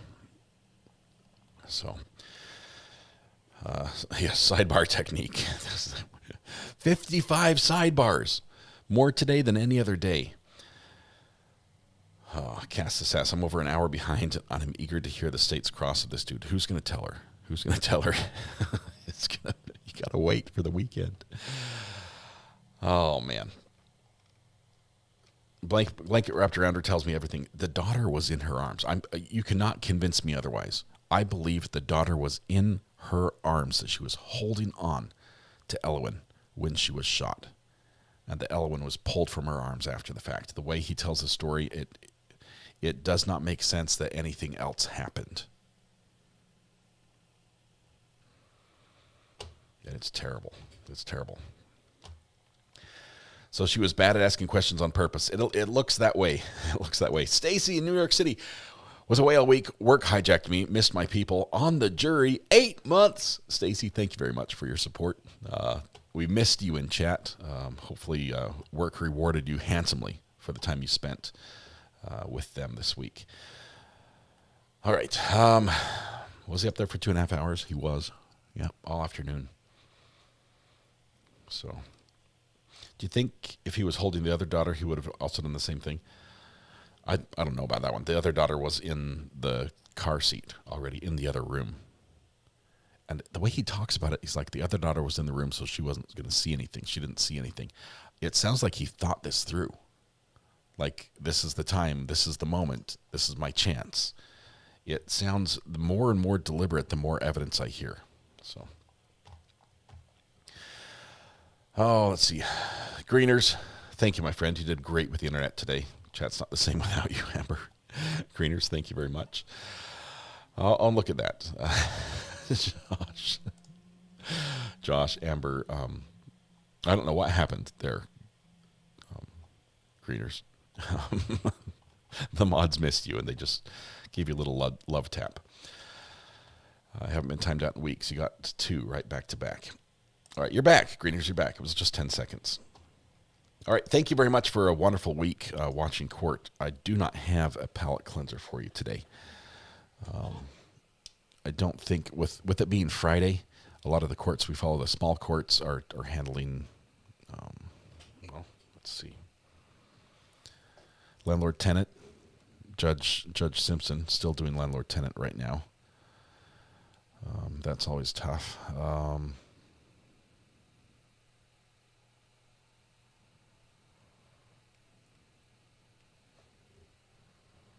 Yeah, I'm not seeing anything. Law Talk with Mike has something. Well, let's see if he'll let me toss to him. Can we raid Law Talk with Mike?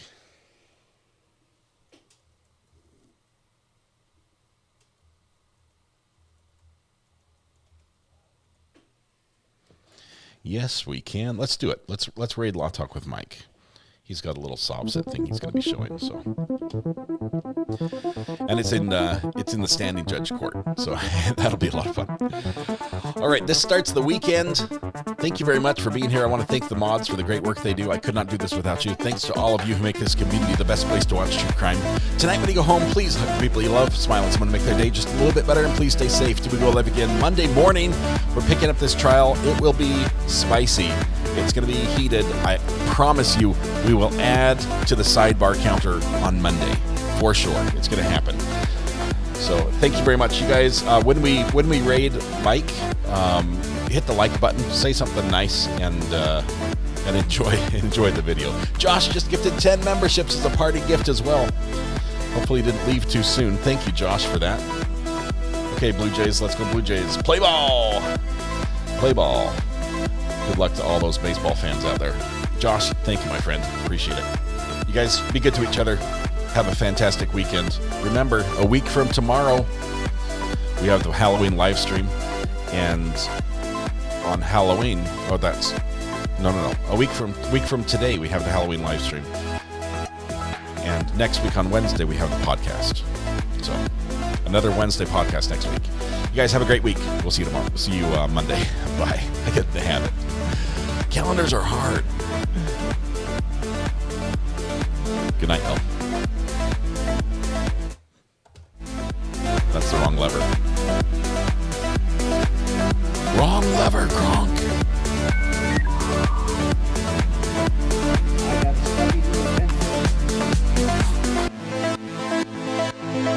Hello? Hello? Hello?